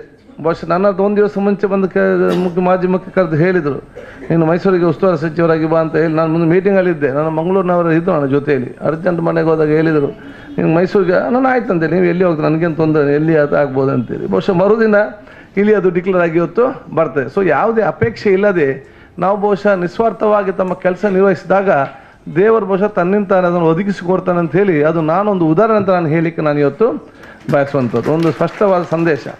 ಆದಾಗ ನೀವು ನಿಸ್ವಾರ್ಥವಾಗಿ ಪ್ರೀತಿ ವಿಶ್ವಾಸ ಸೋದರತೆಯಿಂದ ಯಾವುದೊಂದು ಅಪೇಕ್ಷೆ ಇಲ್ಲದೆ ತಮ್ಮ ಕೆಲಸವಂತ ನಿರ್ವಹಿಸಿಕೊಂಡು ಹೋಗೋದು ವಿಶೇಷ ಅವಕಾಶ ಇವತ್ತು ಆಗಬೇಕಂತ ಕೂಡ ನಾನು ಪ್ರತಿಯೊಬ್ಬರಿಗೆ ಸೋದರನಾಗಿ ನಾನು ಹೇಳಿಕೊಳ್ತಾ ಬಹುಶಃ ನಾನು ಅಧಿಕಾರ ಸ್ಥಾನದ ಸಂದರ್ಭದಲ್ಲಿ ಎಲ್ಲರಿಗೂ ಕೂಡ ಯಾವುದೇ ಒಂದು ಜಾತಿ ಧರ್ಮ ರಾಜಕೀಯ ದ್ವೇಷ ಇಲ್ಲದೆ ಎಲ್ಲ ನಾವು ನಮ್ಮ ಸೋದರ ಎನಿಸಿಕೊಂಡು ಅತ್ಯಂತ ಪ್ರೀತಿ ವಿಶ್ವಾಸ ಸೋದರತೆಯಿಂದ ಜೊತೆಯಾಗಿ ತಮ್ಮ ಕೆಲಸ ಮಾಡಿಕೊಂಡು ಹೋಗುವಂಥ ಮನೋಭಾವ ಇವತ್ತು ಹಮ್ಮಿಕೊಳ್ತೇನೆ. ನನ್ನ ಸ್ವಭಾವ ಹಾಗೆ, ನಮಗೆ ಯಾರು ಮನಸ್ಸಲ್ಲಿಡುವಂಥ ನನಗೆ ವಿಚಾರವೇ ಇಲ್ಲ.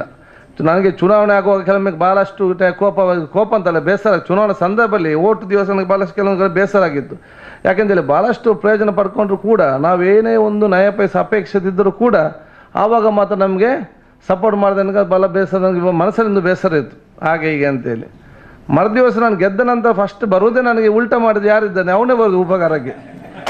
ಬಹುಶಃ ನನಗೆ ಮನಸ್ಸಿನಲ್ಲಿ ಇವತ್ತಿದ್ರು ಕೂಡ ಕಂಡಾಗದೆಲ್ಲ ಮರೆತು ಹೋಗ್ತದೆ, ಸತ್ರ ಶಾಲೆ ಮುಗಿಲಿ ಅಂತೇಳಿ ಮತ್ತವ್ರ ಕೆಲಸ ಮಾಡಿಕೊಂಡು ಹೋಗೋದು, ಅದು ಮನಸ್ಸಲ್ಲೇ ಇದ್ದದ್ದು ಹೋಗಲಿ ಅಂತ ಹೇಳಿದ್ರು ಕೆಲಸ ಮಾಡಿದ್ದು. ಬಹುಶಃ ಅದು ನಾವು ಆ ಭಾವನೆ ಇಟ್ಟ ಕಾರಣ ಬಹುಶಃ ದೇವರು ನಮಗೆ ಇನ್ನಷ್ಟು ಜಾಸ್ತಿ ಶಕ್ತಿ ಕೊಡೋ ವಿಚಾರ ಇವತ್ತು ಆಗಿದೆ. ಯಾಕೆ ಬೇಸ ಅಂತ ಹೇಳಿದರೆ ನಾನು ಯಾವಾಗಲೂ ಉದಾಹರಣೆ ಹೇಳ್ತಾ ಇರ್ತೇನೆ. ಒಬ್ಬರಿಗೊಂದು ಉಪಕಾರ ಮಾಡಿದ್ದೆ, ಅವ್ರು ಬಂದು ಹೇಳಿದ್ರು, ಖಾದರ್ ಅವರ ನಿಮ್ಮಿಂದಾಗಿ ನನ್ನ ಕುಟುಂಬ ಉಳಿಯಿತು, ನಿಮ್ಮ ಜೀವನ ಪೂರ್ತಿ ನಾನು ಮರೆಯುವುದಿಲ್ಲ, ನನಗೆ ಅಂಥ ದೊಡ್ಡ ಉಪಕಾರ ತಾವು ಮಾಡಿದ್ದೀರಿ ವಿಚಾರ ಎಲ್ಲ ಹೇಳಿದರು.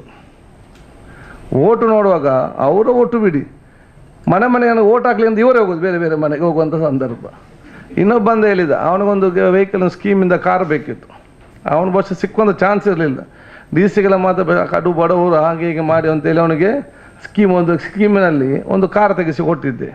ಚುನಾವಣಾ ಸಂದರ್ಭದಲ್ಲಿ ಅವನು ಓಟಲ್ಲ, ಆ ಕಾರಲ್ಲಿ ಬೇರೆ ನಾನು ಉಲ್ಟಾ ಓಟ್ ಹಾಕಿಸುವಂಥ ಪರಿಸ್ಥಿತಿ ಇದೆಲ್ಲ ಅನುಭವ ಆದಂಥ ಒಂದು ಸಂದರ್ಭ. ಬಹುಶಃ ಅದು ಒಂದು 3-4 ದಿವಸ ಇರ್ತದೆ. ನನಗೆ ಒಂದು ಮರುದಿವಸ ನನಗೆ ಹೋಗಿದೆ, ಯಾಕೆ ಮರುದಿವಸದೇ ಒಂದು ಅವ್ರ ಕೆಲಸಕ್ಕೆ ಬೇರೆಯವರು ಬರುವಂಥದ್ದು ಸಂದರ್ಭದಲ್ಲಿ. ಅದಕ್ಕೆ ನಾನು ಆ ಮನಸ್ಸಲ್ಲಿ ಯಾವುದಂಥ ತಲೆಯಲ್ಲಿ ಇಟ್ಕೊಂಡು ವಿಚಾರ ಇಲ್ಲ, ನಮ್ಮಿಂದ ಆಗುವ ಸಂದರ್ಭದಲ್ಲಿ ಆ ಕೆಲಸ ಮಾಡಿಕೊಂಡು ಹೋಗುವಂಥ ವಿಚಾರಗಳಿತ್ತಂತ ಹೇಳಿಕೊಂಡು ಅದಕ್ಕೆ ನಿಸ್ವಾರ್ಥವಾಗಿ ಯಾವುದೊಂದು ದ್ವೇಷವನ್ನು ಮನಸ್ಸಲ್ಲಿ ಇಟ್ಟುಕೊಳ್ಳದೆ ಒಬ್ಬ ಎಲ್ಲ ಆದಂಥ ನೋವುಗಳನ್ನೆಲ್ಲ ನುಂಗಿಕೊಂಡು ಒಬ್ಬರಿಗೆ ಶ್ರಮಿಸಿಕೊಂಡು ತಮ್ಮ ಸಹಕಾರ ಮಾಡಿದಾಗ ದೇವರ ಅದಕ್ಕೆ ಇವತ್ತು ಶಕ್ತಿ ಕೊಡ್ತಾರೆ ಅಂತೇಳಿ ನಾನು ಭಾಳ ಅದಲ್ಲಿ ನಾನು ವಿಶ್ವಾಸ ಇಟ್ಟಂತ ನಾನು ಹೇಳಿಕಿಸಿ ಆ ರೀತಿಯ ಒಂದು ವ್ಯಕ್ತಿತ್ವ ಬಹುಶಃ ನಾವೆಲ್ಲರೂ ಒಬ್ಬರನ್ನು ಶ್ರಮಿಸಿಕೊಂಡು ತ್ಯಾಗವಾಗಿ ಸಹಕಾರಗೊಂಡ ಕೆಲಸ ಇವತ್ತು ಆಗಲಿ ಅಂತ ನಾನು ಇವತ್ತು ಕೇಳಿಕೊಳ್ತಾ ನಿಮಗೆಲ್ಲರಿಗೂ ನಮ್ಮ ಶುಭಾಶಯ ಸಹಕಾರ ಕೇಳಿಕೊಂಡು ನನ್ನ ಮಾತುಕತೆ ಕೌಟುಂಬಿಕ ಕಾರ್ಯಕ್ರಮ ಬ್ಯಾರಿ ಸದ್ಭಾವನಾ ವೇದಿಕೆ. ಸದ್ಭಾವನೆ ಅಂದರೆ ಏನು? ನಾವೆಲ್ಲ ಒಂದಾಗಿ ನಮ್ಮ ಬದುಕಿನ ಚಿಂತನೆಗಳ ಬಗ್ಗೆ ಯೋಚನೆ ಮಾಡುವಂಥದ್ದು. ಬಹುಶಃ ಸಹೋದರ ಖಾದರ್ ಅವರು ಅಂತಲೇ ಹೇಳ್ತೇನೆ ನಾವು ಹಲವಾರು ಸಂದರ್ಭಗಳಲ್ಲಿ ಜೊತೆಯಾಗಿ ಸಮಾಜಮುಖಿ ಕಾರ್ಯಕ್ರಮಗಳನ್ನು ಮಾಡಿದ್ದುಂಟು. ಬಹುಶಃ ಪೂಜ್ಯ ಹೆಗಡೆಯವರ ಜನಜಾಗೃತ ವೇದಿಕೆಯ ಲಕ್ಷಾಂತರ ಜನ ಸೇರಿಸುವಂಥ ಕಾರ್ಯಕ್ರಮದಿಂದ ಮೊದಲುಗೊಂಡು ಓರ್ವ ಕಾರ್ಯಕರ್ತನ ನೆಲೆಯಲ್ಲಿ ಅವರು ತನ್ನನ್ನು ತಾನು ತೊಡಗಿಸಿಕೊಂಡಂಥ ರೀತಿ ಆವಾಗಲೇ ಗೊತ್ತಾಗ್ತಿತ್ತು.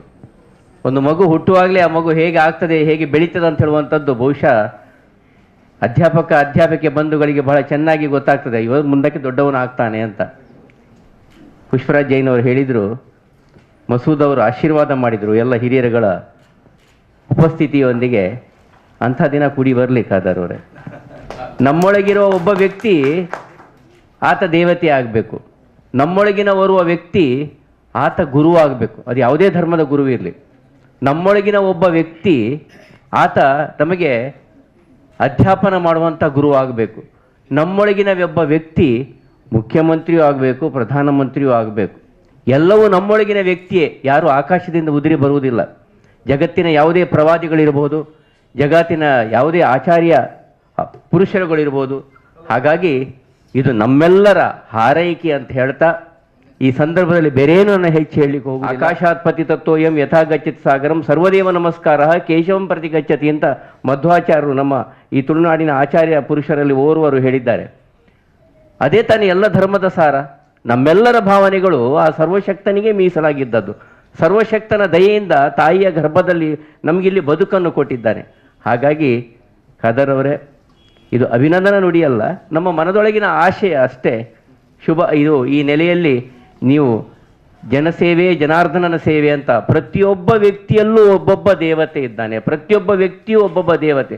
ಅಂತಹ ಜನರಲ್ಲಿ ಜನಾರ್ದನನನ್ನು ಕಾಣುವಂಥ ಸದವಕಾಶ ಸೇವಾ ಅವಧಿಯಲ್ಲಿ, ಪ್ರಜಾಪ್ರಭು ಸೇವಾ ಅವಧಿಯಲ್ಲಿ ನಿಮಗೆ ಹಸಿವು, ತದನಂತರ ಆರೋಗ್ಯ, ಹಸಿವು, ಇವಾಗ ವಸತಿ, ಮನುಷ್ಯನಿಗೆ ಬೇಕಾದಂಥ ಮೂಲಭೂತ ವ್ಯವಸ್ಥೆಗಳು ಭಗವಂತನ ಅನುಗ್ರಹದಿಂದ ಲಭ್ಯವಾಗಿದೆ.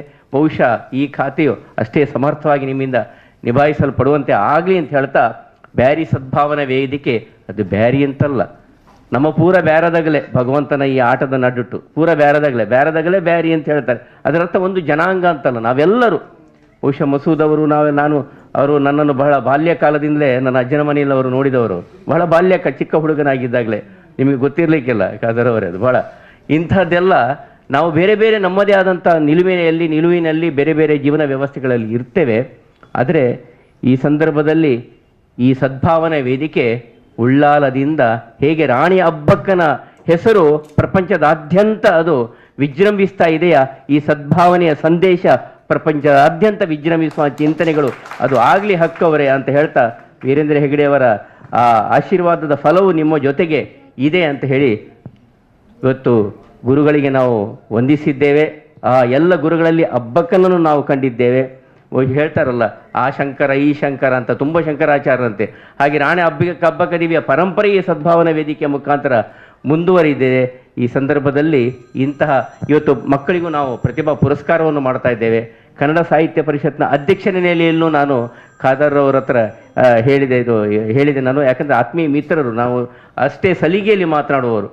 ಕನ್ನಡ ಸಾಹಿತ್ಯ ಪರಿಷತ್ತಿಗೂ ಒಂದು ವಸತಿಯನ್ನು ನೀವು ಒದಗಿಸಿ ಕೊಡಿ ಅಂತ ಹೇಳುವಂಥದ್ದು ನಮಗಲ್ಲ, ಸಾಹಿತ್ಯ ಪರಿಷತ್ತಿಗೆ, ಅಂದರೆ ನಮಗೆಲ್ಲರಿಗೂ ಇದು ನಮ್ಮ ಅಪೇಕ್ಷೆ. ಮತ್ತು ಅವರ ಮನದಾಳದಲ್ಲಿ ಯಾವಾಗಲೂ ಆಶಯ ಉಂಟು, ಯಾವಾಗ ಸಮ್ಮೇಳನ ನೀವು ಉಳ್ಳಾಲದಲ್ಲಿ ಮಾಡ್ತೀರಿ, ಮಂಗಳೂರಿನಲ್ಲಿ ಮಾಡ್ತೀರಿ ಅಂತ. ಇವತ್ತು ನಿಮ್ಮ ಉಸ್ತುವಾರಿಯಲ್ಲಿ ನಾವು ದೊಡ್ಡದಾದಂಥ ಒಂದು ಕಾರ್ಯಕ್ರಮವನ್ನು ಎಲ್ಲರನ್ನು ಸೇರಿಕೊಂಡು ಮಾಡುವಂಥ ಒಂದು ಅಪೇಕ್ಷೆಯನ್ನು ನಿಮ್ಮ ಮುಂದೆ ಇಡ್ತಾ, ಸದ್ಭಾವನಾ ವೇದಿಕೆಯ ಚಿಂತನೆಗಳು ಯಾವತ್ತೂ ದೀನ ದಲಿತರ ಸೇವೆಯ ಚಿಂತನೆಯ ಜೊತೆಗೆ ಸರ್ವರನ್ನು ಒಂದಾಗಿಸುವಂಥ ಐಕ್ಯ ಒಂದೇ ಮಂತ್ರ, ಐಕ್ಯದಿಂದಲೇ ಸ್ವತಂತ್ರ, ಐಕ್ಯಗಾನದಿ ರಾಷ್ಟ್ರ ತೇಲುತ್ತಿರಲಿ ಅಂತ ಉಳ್ಳಾಲದಿಂದ ಆಯ್ಕೆಯಾದಂಥ ಇದಿನವನವರು ಇಡೀ ವಿಧಾನಸೌಧವನ್ನೇ ಅವರು ತನ್ನ ವಶಕ್ಕೆ ತೆಗೆದುಕೊಳ್ತಿದ್ರಂತೆ. ಕವಿ ಕಯ್ಯಾರರ ಚಿಂತನೆಯನ್ನು, ಕುಮಾರವ್ಯಾಸ ಭಾರತವನ್ನು ಶಾಲಾ ಪಠ್ಯ ಪುಸ್ತಕ ಅಲ್ಲ, ಎಲ್ಲರೂ ಹಾಡಬೇಕು, ಎಲ್ಲರೂ ಕಲಿಬೇಕು ಎನ್ನುವಂಥ ಸುತ್ತೋಲೆಯನ್ನು ಹೊರಡಿಸಿದ್ದು ಕನ್ನಡಾಭಿವೃದ್ಧಿ ಪ್ರಾಧಿಕಾರದ ಅಧ್ಯಕ್ಷರಾಗಿದ್ದಾಗ ಇದಿನವರವರು.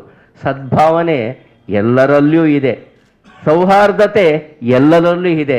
ವಿಕೃತ ಚಿಂತನೆಯ ವೈಭವೀಕರಣದ ಬದಲು ಇಂತಹ ಸುಕೃತ ಚಿಂತನೆಗಳ ವೈಭವೀಕರಣವೇ ನಮ್ಮೆಲ್ಲರ ಮನದಾಳದ ಸದಾಶಯ ಅಂತ ಹೇಳ್ತಾ ಮಾತಿನಿಂದ ವಿರಮಿಸ್ತಾ ಇದ್ದೇನೆ. ನಮಸ್ಕಾರ.